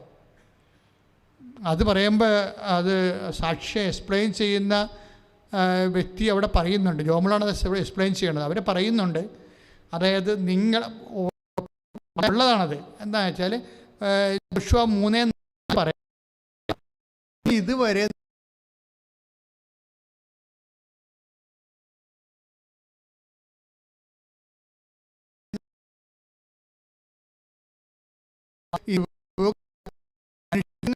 ആവശ്യമാണ് എൻ്റെ സ്വർഗസ്ഥനായ പിതാവ് അറിയുന്നെന്ന് പറഞ്ഞില്ലേ? അതുപോലെ മനുഷ്യന് ആവശ്യമായതെല്ലാം വാഗ്ദാനത്തിലുള്ളതാണ്. അതാണ് ലൂക്ക 6, മത്തായി ശ്ലീഹ 6:32-33. എന്നുവെച്ചാൽ പുതിയൊരു വഴി വരികയും പുതിയ വഴി വെട്ടി വഴി വന്ന് റോഡായി. അത് പക്ഷേ അവർ ഒരു ഡിമാൻഡ് പറഞ്ഞു, വർഗീസ്, എന്നാണ് നിങ്ങളുടെ കേസ് തീരണത് അന്ന് നിങ്ങൾ വഴി ചേഞ്ച് ചെയ്ത് തരണം, നിങ്ങൾ ആ വഴി എടുത്തിട്ട് ഞങ്ങൾ തന്ന വഴി ഇങ്ങോട്ട് തിരിച്ചു തരണം. അത് ഒരു പുരേടവാണ്. അത് നല്ല കുറേ സെൻറ്റ് വഴികളാണ്. അപ്പോൾ അതെന്താ സംഭവിച്ചാൽ ഉടനെ അതോടുകൂടി വർഗീസ് പറയുകയാണ്, അത് വന്നോടുകൂടി കേസ് ജയിക്കുകയും ചെയ്ത് ആ വഴി പഴയ വഴി ഞങ്ങൾ കിട്ടുകയും ചെയ്തു. ഇനിയിപ്പോൾ എക്സ്ചേഞ്ച് ചെയ്യണ പ്രശ്നം മാത്രമേ ഉള്ളൂ. ഇത് പെട്ടെന്നാണ് ഈ സംഭവം. ഈ വർഗീസിന് ഈ ഉടമ്പടിയിൽ 1 കൊല്ലമായിട്ട് വർക്ക് ചെയ്യണില്ല. ഈ 1 കൊല്ലമുള്ള ഈ മനുഷ്യൻ ഉടമ്പടിയും എടുത്ത് മുട്ടപ്പം വെള്ളത്തിൽ നീന്തി പോകുമ്പോൾ അവസാനം ആ വിശ്വാസമുണ്ട്, പ്രത്യാശയുണ്ട്. പക്ഷേ എന്ത് ചെയ്ത് ആ ഒരു മൂന്നാമത്തെ ഘടകമുണ്ട്, സ്നേഹം, ദൈവസ്നേഹം എന്ന് പറയും. ആ സ്നേഹത്തിലൂടെ വന്ന് അമ്മയോട് പറയണം, അമ്മേ ഉടമ്പടി എടുത്തിട്ട് 1 കൊല്ലമായി, ഇപ്പോഴും ഞാൻ മുട്ടപ്പം വെള്ളത്തിൽ നീന്തുകയാണ്. അമ്മ എന്തെങ്കിലും ഒരു മരകൃതി ചെയ്യണം, ചെയ്തേ പറ്റത്തുള്ളൂ, അല്ലെങ്കിൽ ജീവിക്കാൻ പറ്റത്തില്ല. ഇതാണ് പ്രാർത്ഥന എന്ന് പറയണത്. പ്രാർത്ഥന വാരിക്കെട്ടി പറയണതല്ല. നമ്മൾ അനുഭവിക്കുന്ന പ്രശ്നങ്ങൾ എന്താണ്, അത് ദൈവത്തോട് അതേ സ്നേഹത്തോടെ പറയാൻ കഴിയണം. അപ്പോൾ ഇതിൻ്റെ ഈ ഉടമ്പടിയിലെല്ലാം ഇപ്പോൾ എന്തെല്ലാം കാര്യങ്ങൾ പറഞ്ഞു എൻ്റെ മക്കളോട്. ഉടമ്പടി വാഗ്ദാനമാണ്, വാഗ്ദാനം പ്രാപിക്കുന്ന പ്രാർത്ഥനയാണ്. പ്രാപിക്കാൻ വേണ്ടി ഒരു വ്യക്തിക്ക് വേണ്ടത് എന്തൊക്കെയാണ്? വിശ്വാസം വേണം, പിന്നെന്താണ്? പ്രത്യാശ വേണം.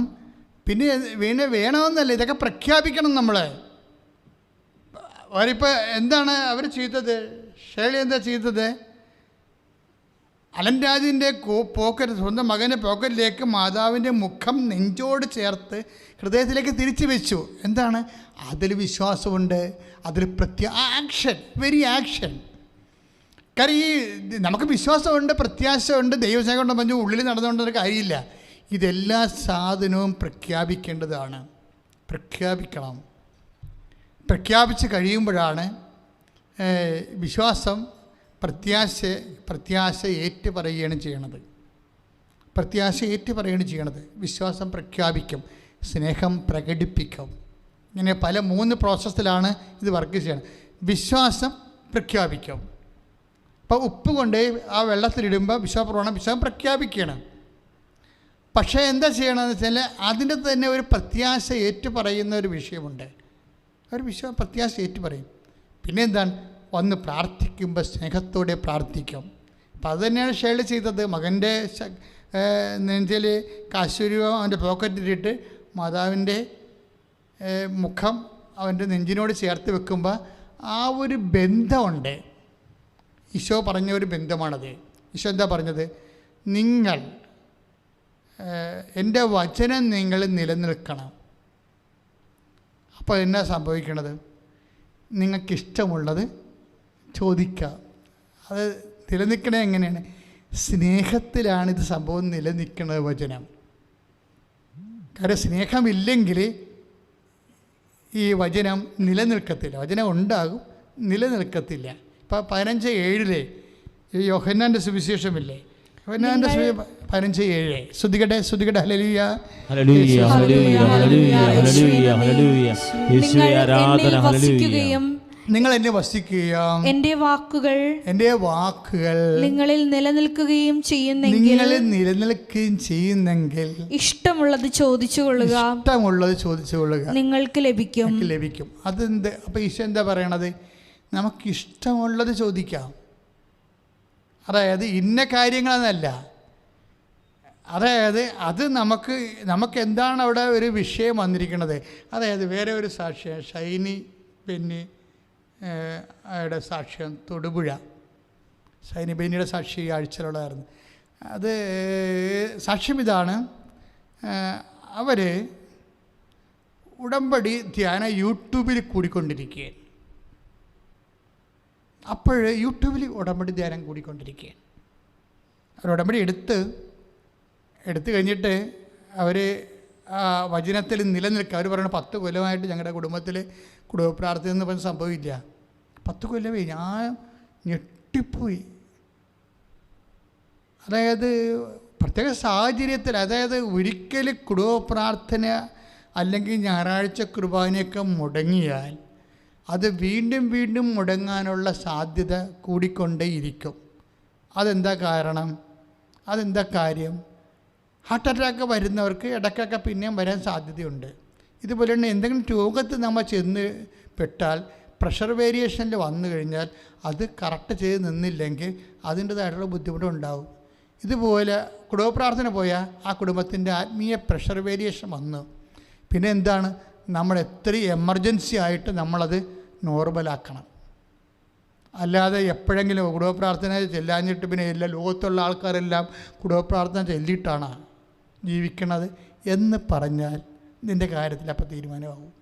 കാര്യം അതിൻ്റെ അകത്ത് വെച്ചാൽ ഞാൻ പണ്ടേ നിങ്ങൾ പറഞ്ഞിട്ടുണ്ട്, ചതഞ്ഞു പോയി ഞാൻ ഒരിക്കലും കുടിക്കാൻ നിൽക്കരുതെന്ന്. അത് കർത്താവ് പറഞ്ഞതാണ് ശരിക്കും പറഞ്ഞാൽ. മനുഷ്യൻ്റെ ഉള്ളിൽ ഉടനെ നെഗറ്റീവാണ് കയറി വരണത്. കാര്യം ആത്മീയമായിട്ട് ജീവിക്കാൻ വലിയ പാടാണ്. അതിന് വില കൊടുക്കണം. എന്താ കാര്യം വെച്ചാൽ നമ്മൾ വിലക്ക് വാങ്ങിയ ആൾക്കാരായത് കാരണം തന്നെ ദൈവത്തിന് മുതൽ മുടക്കുണ്ട്. അപ്പോൾ ദൈവത്തെ കൂടി നിർത്താൻ നമുക്ക് മുതൽ മുടക്കുണ്ടാകും. ശ്രുതികട ഹല്ലേലൂയ, ഹല്ലേലൂയ, ഹല്ലേലൂയ, ഹല്ലേലൂയ. യേശുവേ ആരാധന, ആരാധന. ഹല്ലേലൂയ, ഹല്ലേലൂയ. ദിവ്യമാ സ്നേഹമേ, യേശുവേ നന്ദി, യേശുവേ ആരാധന, ഹല്ലേലൂയ. മഹത്വം, മഹത്വം, ആരാധന, ആരാധന. ദിവ്യമാ സ്നേഹമേ, യേശുവേ നന്ദി, യേശുവേ ആരാധന.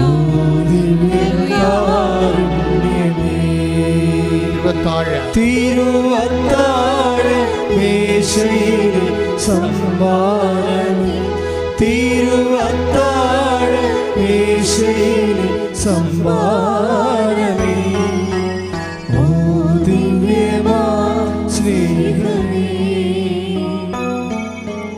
ഓ ദിവ്യകാരുണ്യമേ.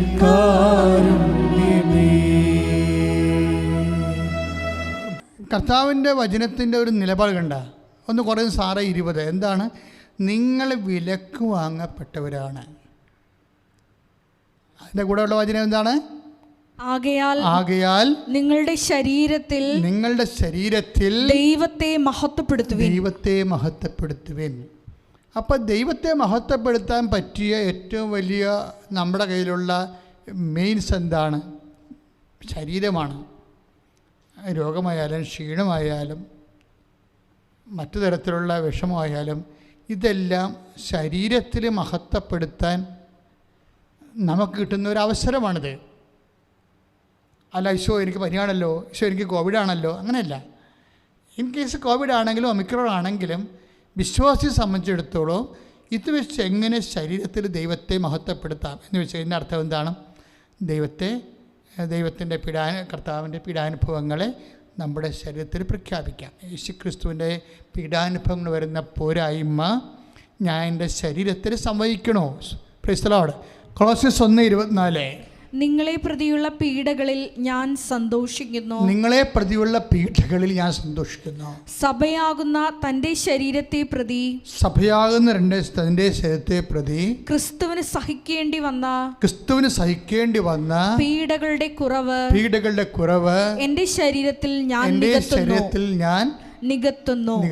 Price the Lord. ഇത് പൗലോസ് അപ്പോസ്തലനെ ദൈവസ്നേഹം നിറഞ്ഞപ്പോൾ തൻ്റെ പീഡാനുഭവങ്ങളെക്കുറിച്ച് ദൈവത്തിൻ്റെ ഒരു ഉൾക്കാഴ്ച, ആ രഹസ്യം കൊടുത്തതാണത്.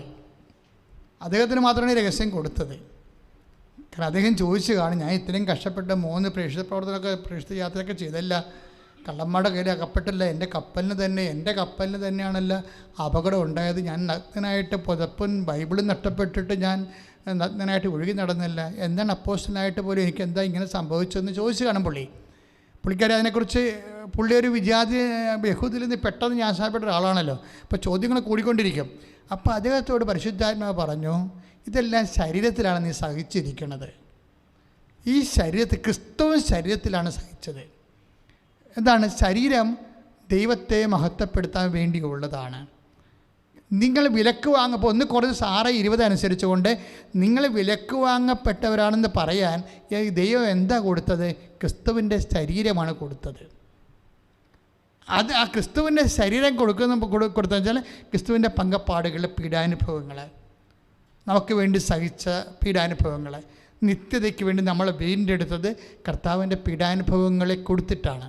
അപ്പം അതുകൊണ്ടാണ് അതാണ് പൗലോസ് പറയണത്, നിങ്ങൾ വിലക്ക് വാങ്ങപ്പെട്ടവരാണെന്ന് പറയണത്. ഇതുകൊണ്ട് എന്താണ് കുഴപ്പമെന്ന് വെച്ച് കഴിഞ്ഞാൽ, അല്ലെങ്കിൽ ഇതുകൊണ്ട് എന്താണ് ഗുണമെന്ന് വെച്ച് കഴിഞ്ഞാൽ,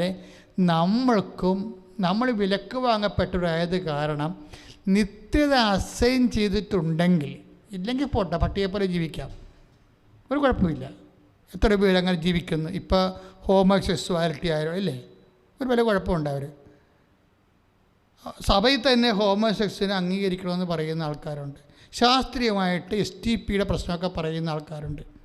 STP അതിൻ്റെ അകത്ത് കൂടുതൽ ആൾക്കാരുണ്ടാവും. അവരാണ് ഹോമോസെക്സ് ടെൻഡൻസി കാണിക്കുന്നത് എന്നൊക്കെ പറയുന്നുണ്ട്. ഇങ്ങനെ എന്തെല്ലാം ശാസ്ത്രീയമാണെന്ന് പറഞ്ഞാലും കുറേ കാര്യങ്ങൾ കർത്താവിൻ്റെ വചനത്തിൽ എന്താണ് അത് മാത്രമേ നമ്മൾ ഫോളോ ചെയ്യത്തുള്ളൂ. എന്താ കാര്യം? ദൈവത്തെ അംഗീകരിക്കേണ്ടത് പോരായ്മയായി കരുതിയത് കൊണ്ട് അധമവികാരങ്ങൾക്ക് അവരെ ഏൽപ്പിച്ചു കൊടുത്തു. അതാണ് പ്രശ്നം. അപ്പോൾ വികാരങ്ങൾ പലതുണ്ടാകുകയും അങ്ങനെ പല വികാരങ്ങളും ഉണ്ടാകും മനുഷ്യന്. അതെല്ലാം മനുഷ്യൻ്റെ വികാരങ്ങളാണെന്ന് പറഞ്ഞു കഴിഞ്ഞാൽ കുഴപ്പമുണ്ടാകും, ഇല്ലേ? അമ്മ ഏതാണ് പെങ്ങളന്മാരേതാണെന്ന് അറിയാൻ പറ്റാതെ വരും. അത് പട്ടിയും പൂച്ചയൊക്കെ അങ്ങനെയല്ലേ, അമ്മയും പെങ്ങളും അറിയത്തില്ലല്ലോ അതിനൊക്കെ. അപ്പോൾ അതൊക്കെ സംസ്കാരത്തിൻ്റെ മുഖമുദ്രയായിട്ട് കെട്ടി എഴുന്നള്ളിക്കേണ്ട കാര്യമില്ല. ദൈവത്തെ അംഗീകരിക്കാത്തവരും യുക്തിയെ മാത്രം അടിസ്ഥാനപ്പെടുത്തുന്നവരും അങ്ങനെ പല വേഷങ്ങളും കെട്ടുന്നത്. We are not ready to follow it and we are not liable to follow it. അത് വിശ്വാസി മനസ്സിലാക്കണം. സ്തുതിക്കട്ടെ. Hallelujah, hallelujah, hallelujah, hallelujah. യേശുവേ ആരാധന, ആരാധന. ഹല്ലേലൂയ, ഹല്ലേലൂയ.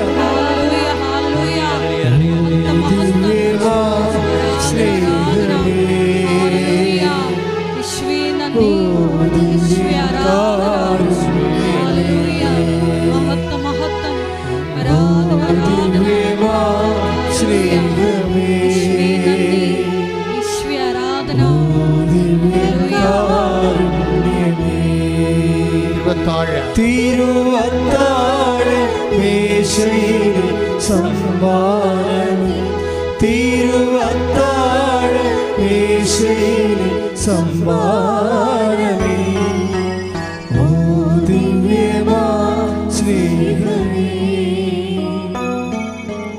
ഓ ദിവ്യകാരുണ്യമേ.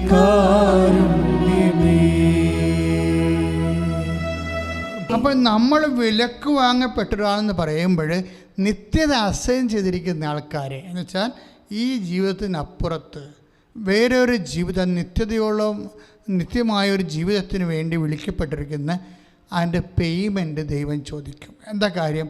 നമ്മൾ വിലക്ക് വാങ്ങപ്പെട്ടവരാണ്. നമ്മളുടെ വില കൊടുത്തത് ആരാണ്?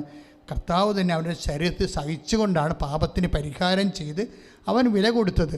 So we have to pay it. തിരിച്ച് നമ്മൾ പേ ചെയ്യണം. അതിനെന്ത് ചെയ്യണം? കുറച്ച് ക്ലേശങ്ങളെല്ലാം ഈ ഭൂമിയിലുള്ളത് യേശുവിൻ്റെ നാമത്തിലേ. നമ്മൾ നേരത്തെ കണ്ട കൊളോസ്യസ് 1:24 അനുസരിച്ച് കൊണ്ട് ക്രിസ്തുവിൻ്റെ പീഡാനുഭവങ്ങളുടെ കാലികമായ പോരായ്മ, പൗലോസ് അപ്പോസ്തലൻ അവിടെ എവിടെയോ ഒക്കെ അന്നത്തെ കാലത്തെ ഒരു ചിന്താപരിമിതി അനുസരിച്ചാണ് അദ്ദേഹം ആ വിഷയത്തെ വീക്ഷിച്ചിരിക്കുന്നത്. ക്രിസ്തു എന്ന് പറഞ്ഞാൽ എന്താ കാര്യം? ക്രിസ്തുവിൻ്റെ പീഡാനുഭവങ്ങൾ പോരായ്മ ഒന്നുമില്ല. പക്ഷേ എന്താ പ്രശ്നം വെച്ച് കഴിഞ്ഞാൽ ക്രിസ്തു, പൗലോസ് അപ്പോസ്തലൻ പത്രോസ് പറയുന്നുണ്ട്, ക്രിസ്തു എന്നും നിലനിൽക്കുന്നുവെന്ന്. സ്തുതിക്കട്ടെ, സ്തുതിക്കട്ടെ. Hallelujah, hallelujah, hallelujah, hallelujah. യേശുവേ ആരാധന, ആരാധന. ഹല്ലേലൂയ, ഹല്ലേലൂയ. ദിവ്യമാ സ്നേഹമേ, ഓ ദിവ്യകാരുണ്യമേ,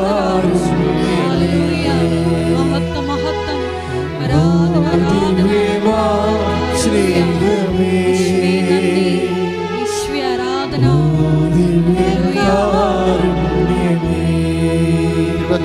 തിരുവത്താഴ മേശയിൽ സംഭാവന, തിരുവത്താഴ മേശയിൽ സംഭാവനമേ, ഓ ദിവ്യമാ സ്നേഹമേ,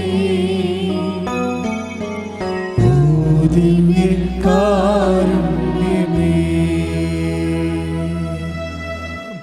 യോഹന്നാൻ 12:34.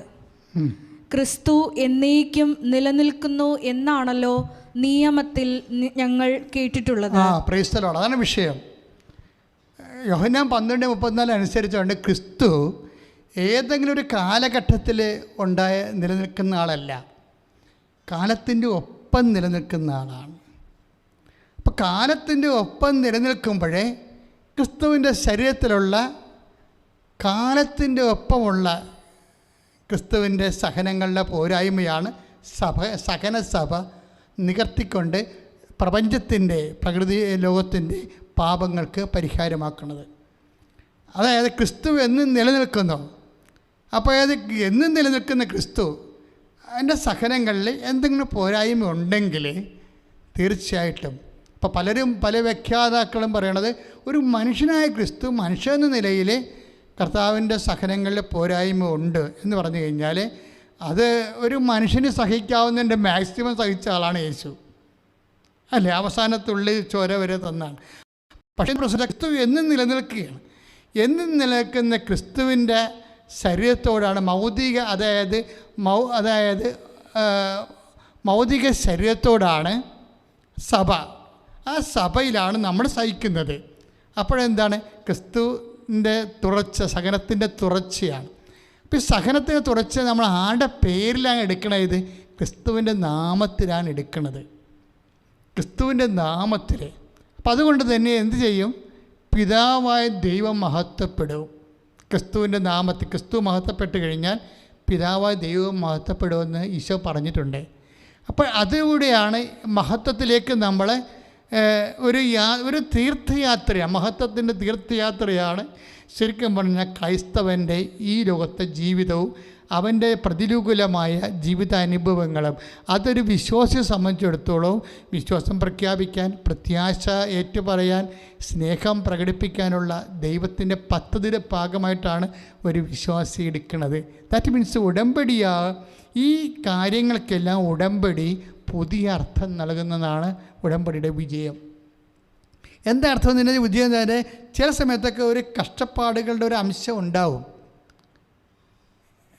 കാര്യം എന്താണ്? കാര്യത്തിൽ എന്താണ് കഷ്ടപ്പാടിൻ്റെ അംശം ഉണ്ടാകാൻ കാരണം? കഷ്ടപ്പാടല്ല, ഇപ്പോൾ നമ്മൾ 1-ാം ക്ലാസ് പാസ്സാകണത്, പക്ഷേ നമ്മൾ IAS പാസ്സാകണത്. അപ്പോൾ IAS 1-ാം ക്ലാസ് ഇരിക്കുന്നതിനെ സംബന്ധിച്ചിടത്തോളം IAS കഷ്ടപ്പാടാണ്. IASകാരന് IAS കഷ്ടപ്പാടല്ല, എങ്ങനെയെങ്കിലും പരീക്ഷ വരാൻ കൊതിക്കുക. അവിടെ വിഷയം കഷ്ടപ്പാടെന്ന് പറയണത് വ്യക്തിപരമാണത്. ഈ കൊടുത്ത പോയിന്റ് മനസ്സിലായില്ലേ? അതായത് 1-ാം ക്ലാസ്സുകാരന് IAS കഷ്ടപ്പാടാണ്, IASകാരൻ റാങ്ക് ഹോൾഡറിന് കഷ്ടപ്പാടല്ല. കാര്യം എന്താണ്? അവൻ്റെ കലിബർ തെളിയിക്കാനുള്ള അവസരമാണ്. എല്ലാ കഷ്ടതകൾ അവസരങ്ങളാകണത് അങ്ങനെയാണ് എന്ന് വെച്ചാൽ അതിൻ്റെ അർത്ഥം എന്താണെന്ന് വെച്ച് കഴിഞ്ഞാൽ അതിനുള്ളൊരു അഭിഷേകം കിട്ടിക്കഴിഞ്ഞാൽ ഈശോ എന്താ പറഞ്ഞത്? ഗർഭിണിക്ക് പ്രസവ വേദന വരും പോലെയാണ് നമ്മുടെ ജീവിതത്തിൻ്റെ ദുഃഖങ്ങളെന്ന് ഈശോ പറഞ്ഞത്. അപ്പോൾ ക്രിസ്തുവിന് ശേഷമാണ് അത് ഗർഭിണിയുടെ വേദനയായിട്ട് വരണത്. അല്ലെങ്കിൽ നാട്ടുകാരുടെ തല്ലുകൊള്ളവൻ്റെ വേദന അല്ല നമ്മുടെ ദുഃഖം, ഗർഭിണിയുടെ വേദന എന്ന് ഈശോ പറഞ്ഞത്. യോഹന്നാൻ 16:21 അധ്യായം 21 വാക്യം വായിച്ചോളൂ. സ്ത്രീക്ക് പ്രസവവേദന ആരംഭിക്കുമ്പോൾ അവളുടെ സമയം വന്നതുകൊണ്ട് അവൾക്ക് ദുഃഖമുണ്ടാകുന്നു. എന്നാൽ ശിശുവിനെ പ്രസവിച്ചു കഴിയുമ്പോൾ ഒരു മനുഷ്യൻ ലോകത്തിൽ ജനിച്ചതുകൊണ്ടുള്ള സന്തോഷം നിമിത്തം ആ വേദന പിന്നീട് ഒരിക്കലും അവൾ ഓർമ്മിക്കുന്നില്ല. അതായത് നമുക്കൊരു ദുഃഖം ഉണ്ടാകണമെങ്കിൽ തീർച്ചയായിട്ടും ദുഃഖം ഉണ്ടാകുമ്പോൾ നമുക്ക് ദുഃഖം തന്നെയാണത്. പക്ഷേ നിത്യത നമ്മൾ അനുഭവിച്ച് കഴിയുമ്പോൾ നമ്മൾ ഭൂമിയിൽ അനുഭവിച്ച ദുഃഖങ്ങളെക്കുറിച്ച് നമ്മൾ ഓർക്കത്തില്ല. കാര്യം വെച്ച് കഴിഞ്ഞാൽ എന്താ പ്രശ്നം വെച്ച് കഴിഞ്ഞാൽ നിത്യതയ്ക്ക് വേണ്ടി അത് വാഗ്ദാനമാകുമ്പോഴാണ് ഇവിടെ കഷ്ടപ്പാട് നമുക്ക് കഷ്ടപ്പാടായിട്ട് തോന്നുന്നത്. മനസ്സിലായില്ലേ? കഷ്ടപ്പാടിന് രോഗം, ക്ഷീണം. കാര്യം ഞാനിത് പറയുമ്പോൾ ഞാൻ ചുമ്മാ ഇങ്ങനെ സ്പെക്കുലേറ്റീവായിട്ട് പറയണില്ല. കുഞ്ഞുനാൾ തൊട്ട് രോഗിയാണ് ഞാൻ. എല്ലാ കാലഘട്ടങ്ങളിലെ രോഗങ്ങൾ വന്നപ്പോൾ ഞാൻ ആ രോഗത്തോട് കൈവരിച്ചിട്ടൊരു നിലപാടുണ്ട്. അതെന്നെ കർത്താവ് പഠിപ്പിച്ച നിലപാടാണ്. തെദേവ് എന്ന് പറയുന്ന ആത്മകഥയിൽ അതെല്ലാം ഞാൻ രേഖപ്പെടുത്തിയിട്ടുണ്ട്. എങ്ങനെയാണ് ഒരു വിശ്വാസി ഈ വിഷയങ്ങളെല്ലാം കാണുന്നത്. പക്ഷേ അവൻ്റെ മനസ്സിൽ ഒരു ചിന്ത ഉണ്ട്. എന്താണ് അത്? റോമ 1:18. എന്താണ്? നമുക്ക് വെളിപ്പെടാതിരിക്കുന്ന മഹത്വത്തെക്കുറിച്ച് ഓർക്കുമ്പോൾ പ്രൈസ് ദി ലോർഡ്. ശ്രുതികട്ടെ. ഹല്ലേലൂയ ഹല്ലേലൂയ ഹല്ലേലൂയ. യേശുവേ ആരാധന ആരാധന. ഹല്ലേലൂയ ഹല്ലേലൂയ ഹല്ലേലൂയ.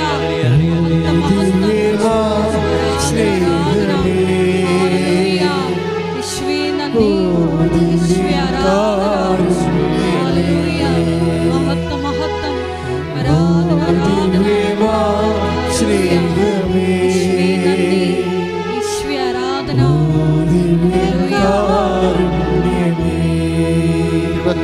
തീ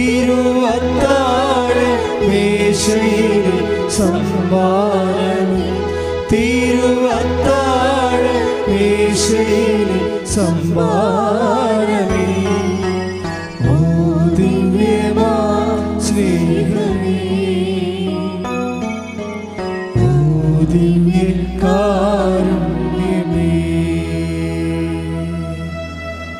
റോമ 8:18 8:18 നമുക്ക് വെളിപ്പെടാനിരിക്കുന്ന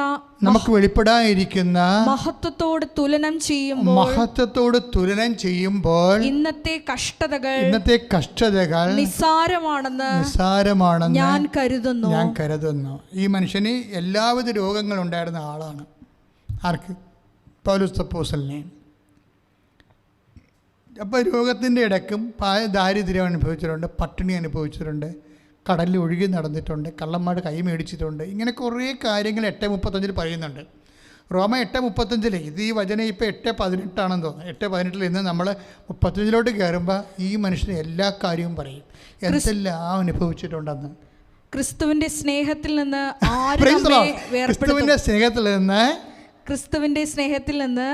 ആര് നമ്മെ വേർപെടുത്തും? ക്ലേശമോ ദുരിതമോ പീഡനമോ പട്ടിണിയോ നഗ്നതയോ ആപത്തോ വാളോ. കാര്യം ഈ നഗ്നതയോ എന്ന് പറഞ്ഞാൽ എന്താ കാര്യം എന്നറിയാം? ഈ മനുഷ്യൻ തുണി ഉരിഞ്ഞു പോയായിരുന്നു. മാൾട്ടയിലൊക്കെ സംഭവിച്ച സമയത്തും കടലിൽ ആക്രമണം ഉണ്ടായ സമയത്തും അന്നൊക്കെ വസ്ത്രങ്ങൾക്ക് ഭയങ്കര വിലയുള്ള കാലമാണ്. അപ്പോൾ നമുക്കറിയാമല്ലോ, ഗാന്ധി സിനിമയിലെ ഗാന്ധി പോലും ഒരു വസ്ത്രം അലക്കണ സ്ത്രീക്ക് അവൾക്ക് ആ ഒരു വസ്ത്രം മാത്രമേ ഉള്ളൂ. അത് വെച്ചുകൊണ്ടാണ് അവൾ ഓരോ ഭാഗം അലക്കിക്കൊണ്ടിരിക്കുകയാണ്. അപ്പോഴാണ് സ്വന്തം മേലങ്കി കൊടുക്കുന്നത്. അങ്ങനെ അന്നത്തെ ഇന്ത്യൻ സാഹചര്യം അതാണ്. വസ്ത്രത്തിനും ഭക്ഷണത്തിനും ഒക്കെ എല്ലാം രണ്ടാം ലോകം. അപ്പോൾ ഇന്നത്തെ കാലം ഇതാണ് അവസ്ഥയെങ്കിൽ അന്നത്തെ കാലം എന്തായിരിക്കും? വസ്ത്രം കിട്ടിയവരെടുത്തു. അപ്പോൾ ഈ മനുഷ്യൻ തുണിയില്ലാതെയാണ് കരക്ക് കയറണത്. എന്നിട്ടാണ് പറയണത്, ഞാൻ തുണിയില്ലാതെയാണ് ഇപ്പം കരക്ക് കയറിയിരിക്കുന്നത്, അപ്പോസ്തലനാണ് ഞാൻ. പക്ഷേ ഇങ്ങനെയായാലും ക്രിസ്തുവിൻ്റെ സ്നേഹത്തിൽ നിന്ന് ആർക്ക് എന്നെ വേർപെടുത്താൻ പറ്റും? നഗ്നതയ്ക്കോ എന്നാണ് ചോദിക്കണത്. കാര്യം നഗ്നതയിൽ വരുമ്പോൾ നമുക്കെന്താ സംഭവിക്കണം? നാണക്കേട് ഉണ്ടാകത്തില്ല, ആക്ഷേപം ഉണ്ടാകത്തില്ലേ? അപ്പോൾ ഈ മനുഷ്യന് മാനുഷ്യമായി അനുഭവിക്കുന്ന ആക്ഷേപവും നാണക്കേടിനേക്കാൾ പവർഫുള്ളാണ് ക്രിസ്തുവിനോടുള്ള സ്നേഹം. അതാണ് വിഷയം. എന്നിട്ട് ഈ സ്നേഹത്തിൽ നിന്ന് ആരും നമ്മൾ വേർപെടുത്താൻ ചോദിക്കണത്? ഒന്നിനും വേർപെടുത്താൻ പറ്റത്തില്ലെന്ന് അദ്ദേഹം തന്നെ ജീവിതം കൊണ്ടും വാക്കുകൊണ്ടും ഉത്തരം പറയുന്നുണ്ട്. ഇത് തന്നെയാണ് ഒരു വിശ്വാസിയെ സംബന്ധിച്ചിടത്തോളം പല കാര്യങ്ങളും വിശ്വാസി കേൾക്കാത്തതിൻ്റെ കാരണം ഈ നിത്യതയ്ക്ക് വേണ്ടിയുള്ള ഒരു യാത്രയായത് കാരണമാണ്. ഇപ്പോൾ ഇന്ന് സഭയിൽ കുറേ തരത്തിലുള്ള വിഷയങ്ങൾ ഓരോ തരത്തിൽ വരുന്നുണ്ട്. അജ്ഞാനികളിൽ നിന്നും വേദഗ്രന്ഥം അറിയാത്തവരിൽ നിന്നും വിശ്വാസി എന്താണ്, ഈശോ ആരാണെന്നും അറിയാൻ പാടില്ലാത്ത വിജാതിയിൽ നിന്നും ഒക്കെ പലതരത്തിലുള്ള ആക്ഷേപങ്ങളൊക്കെ വരുന്നുണ്ട്. നമ്മളിതിനൊക്കെ മറുപടി കൊടുക്കാൻ നടക്കുകയാണ്. അതിന് മറുപടി കൊടുക്കുന്ന വലിയ ക്യാമ്പയിൻസ് ഉണ്ടായിക്കൊണ്ടിരിക്കുകയാണ്. മറുപടി കൊടുക്കണ്ട എന്നല്ല പറയണത്, പക്ഷേ വിശ്വാസം വിശദീകരിക്കപ്പെടണം, അത്രയേ ഉള്ളൂ. തർക്കങ്ങൾ ഉണ്ടാക്കിയിട്ട് കാര്യമില്ല. ആദിമസഭ എന്താ ചെയ്തത്? ആദിമസഭ ഇപ്പോൾ തീത്തോസിൻ്റെ 3:9 ശ്രുതികട്ടെ ഹല്ലേലൂയ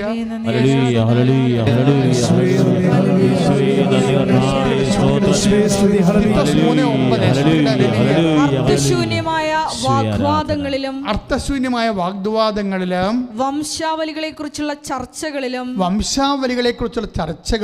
കലഹങ്ങളിലും നിയമത്തെക്കുറിച്ചുള്ള വചനത്തെക്കുറിച്ചുള്ള തർക്കങ്ങളിൽ നിന്ന് ഒഴിഞ്ഞു നിൽക്കുക. ആവശ്യമില്ലാത്ത തർക്കത്തിനൊന്നും പോകണ്ടെന്ന് പറയണേ, നോഴക്കിടന്ന് പറയട്ടെ. അപ്പം നമ്മളൊന്നും ചെയ്യണ്ടേ എന്ന് ചോദിച്ചു കഴിഞ്ഞാൽ നമ്മൾ എന്ത് ചെയ്യണമെന്നുള്ളത് പത്രോസ് പറയുന്നുണ്ട്. 1 പത്രോസിൻ്റെ 3:15 1 പത്രോസ് നമ്മളൊന്നും ചെയ്യേണ്ടെന്നല്ല, നമ്മൾ എന്താണ് ചെയ്യേണ്ടതെന്ന് വിശുദ്ധ പത്രോസ് പറയുന്നുണ്ട്. ക്രിസ്തുവിനെ കർത്താവായി നിങ്ങളുടെ ഹൃദയത്തിൽ പൂജിക്കുവിൻ. Price the Lord. അതാണ് സംഭവം. 1 നിങ്ങൾക്കുള്ള പ്രത്യാശയെപ്പറ്റി വിശദീകരണം ആവശ്യപ്പെടുന്ന ഏവരോടും മറുപടി പറയാൻ സദാസന്നദ്ധരായിരിക്കുവിൻ. Price the Lord. എന്ന് വെച്ചാൽ എന്താണ് നമ്മൾ വിശ്വാസികൾ എക്കാലവും ചെയ്യേണ്ടത്? എന്താണ്? അതായത് നമ്മൾ സയൻസ് വെച്ച് തർക്കിക്കുന്നു അല്ലേ, വേറെ പല കാര്യങ്ങൾ വെച്ച് നമ്മൾ തർക്കിക്കുകയാണ്, പൊളിറ്റിക്സ് വെച്ച് തർക്കിക്കുന്നു, മറ്റു മതങ്ങളിലെ ന്യൂനതകൾ വെച്ച് തർക്കിക്കുന്നു.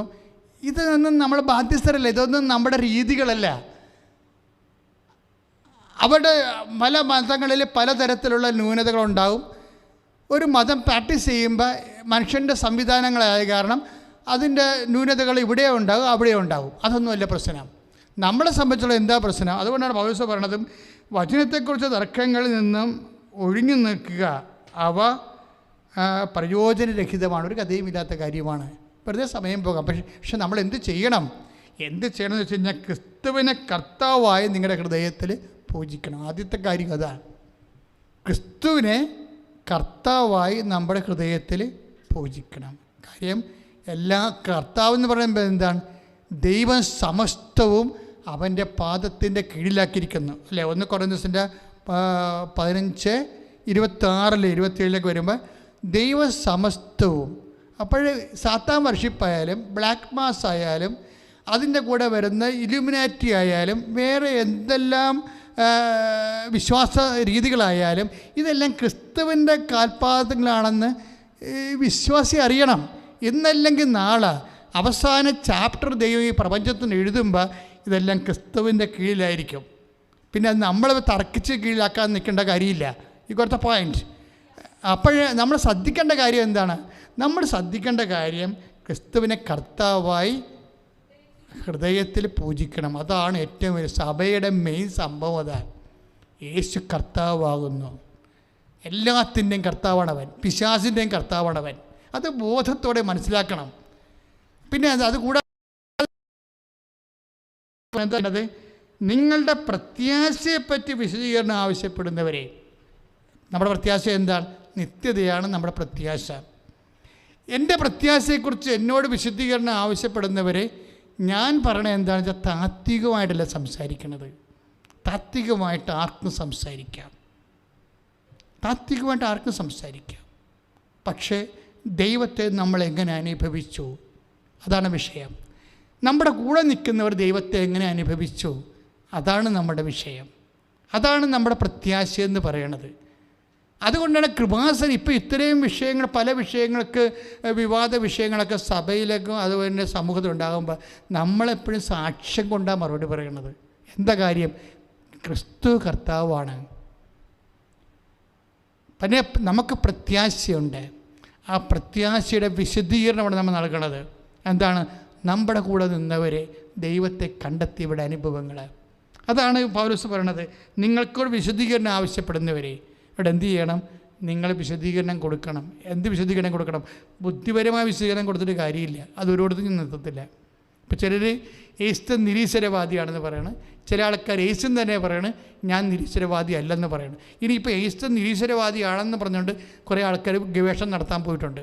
കുറേ ആൾക്കാർ യേശു നിരീശ്വരവാദി അല്ലെന്ന് പറയണം. വല്ല കാര്യമുണ്ടേ? അവൻ ചത്തുപോയില്ലേ? അവൻ നിരീശ്വരവാദി ആയാലെന്ത്, അല്ലെങ്കിൽ എന്ത്? ഇതൊന്നും സഭയുടെ വിഷയമല്ല. സഭയുടെ വിഷയം എന്താണ്?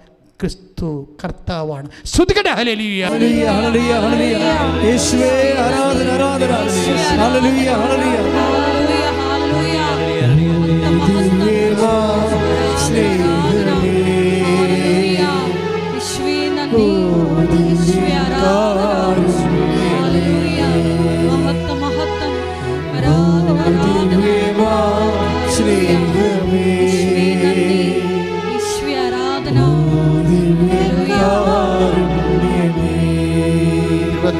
തിരുവത്താഴ മേശയിൽ സംഭാവന, തിരുവത്താഴ മേശയിൽ സംഭാവന, ഓ ദിവ്യമാ സ്നേഹമേ,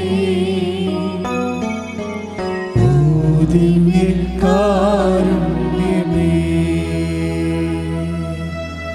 എല്ലാവരും എഴുന്നേൽക്കുക. നമ്മൾ രോഗസൗഖ്യ പ്രാർത്ഥനയിലേക്ക് പ്രവേശിക്കുകയാണ്. ഒരു നിമിഷം മൗനമായി കൈ നെഞ്ചത്ത് വെച്ചുകൊണ്ട് ക്രിസ്തുവിനെ കർത്താവായി ഹൃദയത്തിൽ പൂജിക്കുന്നതിൻ്റെ അടയാളമായി നീ നിൻ്റെ കൈ നെഞ്ചത്ത് വെക്കുക.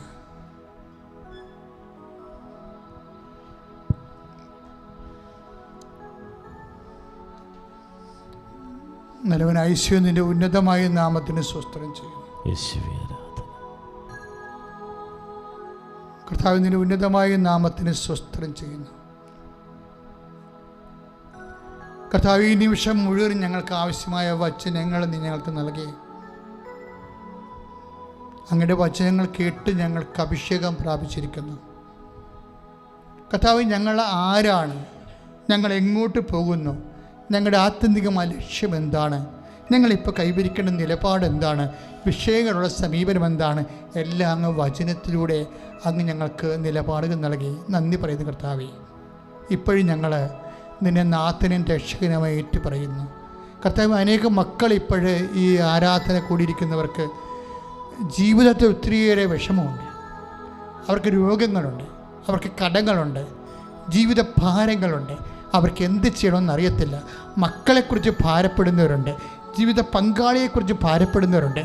ജീവിതത്തിൽ കർത്താവെ ഒരു ജീവിത പങ്കാളി കിട്ടാത്തവരുണ്ട്, മക്കളില്ലാത്തവരുണ്ട്, പഠന മേഖലയെ വിഷമം അനുഭവിക്കുന്നവരുണ്ട്, തൊഴിൽ മേഖലയെ വിഷമം അനുഭവിക്കുന്നവരുണ്ട്, ജോലി നഷ്ടപ്പെട്ടവരുണ്ട്. കർത്താവെ, ഓരോരോ സ്ഥാപനങ്ങൾ കർത്താവെ, ഉൽപാദന സ്ഥാപനങ്ങൾ, സാമ്പത്തിക സ്ഥാപനങ്ങളൊക്കെ തളർന്നു പോയവരുണ്ട്. മാറിയ പശ്ചാത്തലത്തിൽ കർത്താവെ വളരെ വിഷമിച്ച് ജീവിക്കുന്നവരുണ്ട്. അവരെ എല്ലാം നീ ഏറ്റെടുക്കണം. അവരുടെ ഭവനങ്ങളെ നീ ഏറ്റെടുക്കണം. അവരുടെ സങ്കടങ്ങളെ നീ ഏറ്റെടുക്കണം. ഉടമ്പടി ചെയ്തു പോയ എല്ലാ മക്കളും, ഇനി ചെയ്യാനിരിക്കുന്ന മക്കളെ എല്ലാം കർത്താവിന് ഞാൻ സമർപ്പിച്ച് പ്രാർത്ഥിക്കണം. ഈശോ, അമ്മ മാതാവ് ജീവനോടെ പ്രത്യക്ഷപ്പെട്ട അൾത്താരയിൽ നിന്നുകൊണ്ട് മാതാവിൻ്റെ മധ്യസ്ഥത്തിൽ ജീവിക്കുന്ന ജ്വലിക്കുന്ന ദിവ്യകാരുണ്യത്തിൻ്റെ തിരുസന്നിധിയിൽ പ്രാർത്ഥിക്കുമ്പോൾ കർത്താവെ, അനേക മക്കളുടെ കർത്താവെ കൊടിയകാറ്റ് അടിക്കണമെന്ന് പ്രാർത്ഥിക്കുന്നു, വീശി അടിക്കണമെന്ന് പ്രാർത്ഥിക്കുന്നു, ദൈവത്തിൻ്റെ കരുണ ചൊരിയണം പ്രാർത്ഥിക്കുന്നു. ഈശോ, നിന്റെ വിശുദ്ധ പൗരോഹിത്യത്തെ നീ മഹത്വപ്പെടുത്തണമേ. കർത്താവെ, സഭയിലുള്ള സാന്നിധ്യം ദൃഢമാക്കണമേ. അമ്മേ, പരിശുദ്ധമ്മ ദേവമാതാവേ, എല്ലാ മക്കൾക്ക് വേണ്ടി മധ്യസ്ഥം പ്രാർത്ഥിക്കണമേ. എൻ്റെ കർത്താവിൻ്റെ ഉന്നതമായ നാമത്തിൽ സഭയുടെ അധികാരത്തിൽ കുരിശിന്റെ അടയാളത്തിൽ മാരക രോഗങ്ങൾ, അർബുദങ്ങൾ, രോഗങ്ങൾ, അസ്ഥി രോഗങ്ങൾ കർത്താവെ, അസ്ഥി ഉരുക്കങ്ങൾ കർത്താവെ, ഗർഭാശയ രോഗങ്ങൾ കർത്താവെ, സിസ്ത് രോഗങ്ങൾ കർത്താവെ, ഫിക്സ് രോഗം കർത്താവെ, അവസ്മാര രോഗം കർത്താവെ, പ്രഷർ രോഗം കർത്താവെ, ഷുഗർ രോഗം കർത്താവെ, യേശുവിന്റെ ഉന്നതമായ നാമത്തിൽ സഭയുടെ അധികാരത്തിൽ അടയാളം കിട്ടിക്കൊണ്ട് സാക്ഷ്യം പറയാൻ വേണ്ടി കർത്താവെ ഇപ്പൊ പ്രാർത്ഥിക്കുന്ന ഓരോ മകനും കർത്താവെ, യേശുവിന്റെ നാമത്തിൽ കർത്താവെ സാക്ഷികളാകട്ടെ, ശ്രദ്ധിക്കട്ടെ.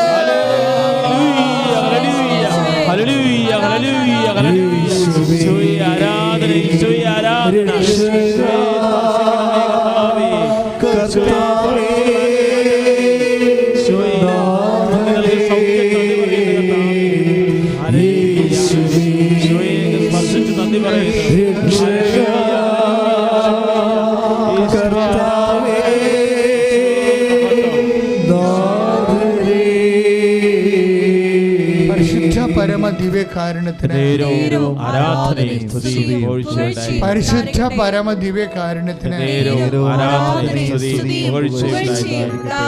ഏറ്റു പ്രാർത്ഥിക്കാൻ. കർത്താവായ ദൈവമേ, പഠനത്തിലും മനസ്സ് മങ്ങിയിരിക്കുന്ന മക്കള്,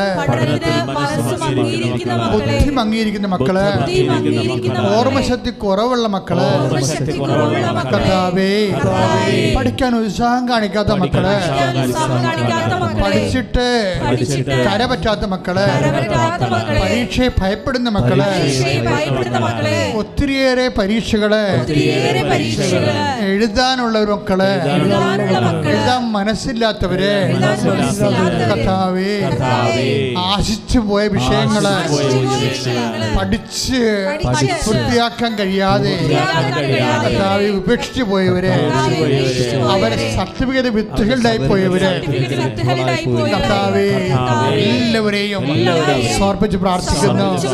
രേഖകള്, വസ്തുവിന്റെ പ്രമാണങ്ങള്, പട്ടയങ്ങള്, അന്യകരങ്ങളിലെ അകപ്പെട്ടു പോയവര്, ഈശോയെ അവരെല്ലാം സമർപ്പിച്ച് പ്രാർത്ഥിക്കുന്നു.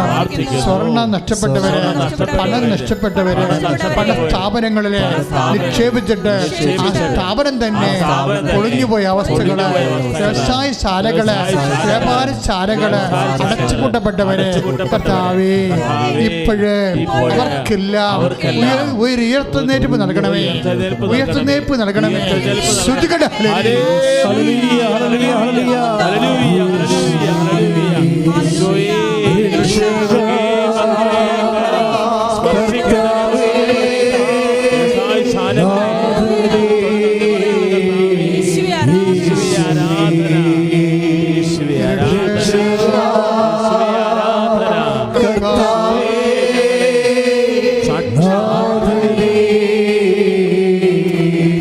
പരമദിവ്യകാരുണ്യത്തിന് കർത്താവായ ദൈവമേ, ഓരോ വിഷയങ്ങൾക്ക് ഉടമ്പടി ചെയ്തിരിക്കുന്നവരെ, ഉടമ്പടി പുതുക്കിയവരെ അടിയന്തരമായിട്ട് ഇന്ന കാര്യങ്ങള് നടന്നേ മതിയാവൂ എന്ന് ഹൃദയം ശ്വാസമിടിച്ച് പ്രാർത്ഥിക്കുന്നവരെ അവരെ നീ ഏറ്റെടുക്കണമേ. അവർക്ക് സാക്ഷികളാക്കി മാറ്റണമേ. അവർക്ക് ഉടമ്പടിയുടെ സാക്ഷികളാക്കി മാറ്റണമേ. ശ്രദ്ധിക്കട്ടെ.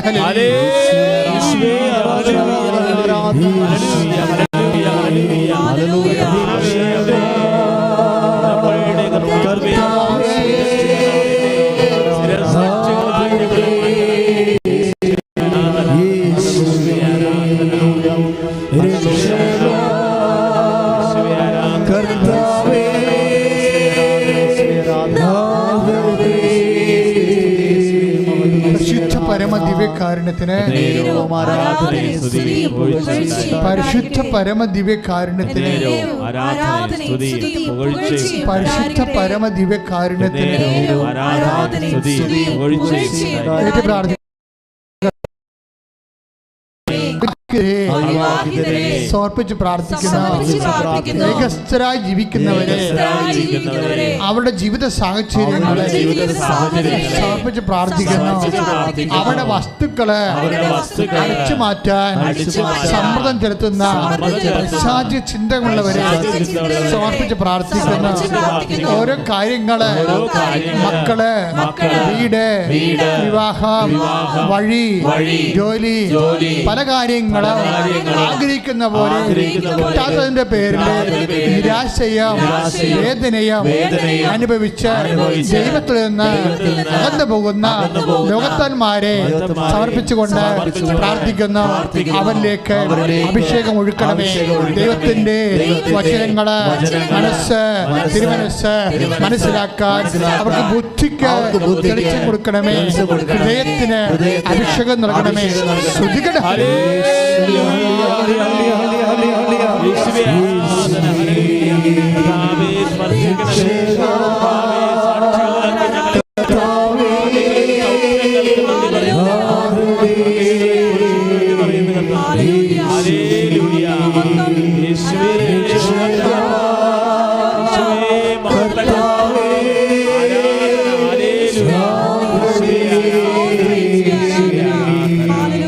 മൗനമായി പ്രാർത്ഥിക്കുക.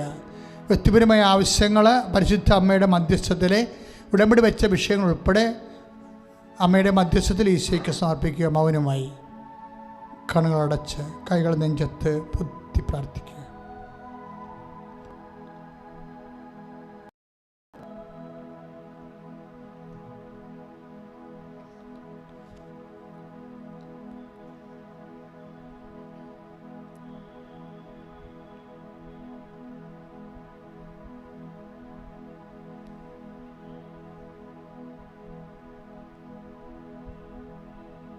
സമാപന ആശീർവാദം കൈകൾ കൂപ്പി കണ്ണുകളടച്ച് ശിരസ് നമിച്ച് സ്വീകരിക്കുക.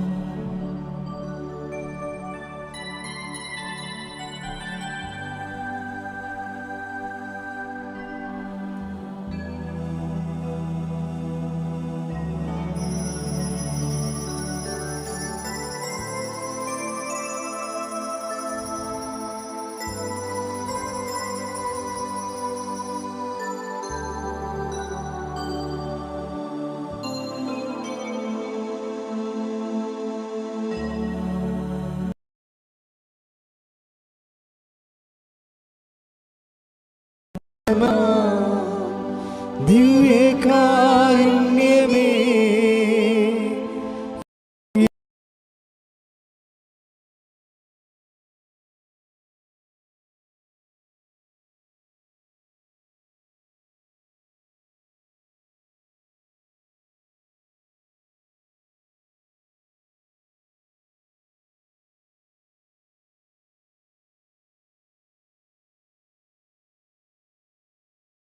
പരമമാ ദിവ്യകാരുണ്യമേ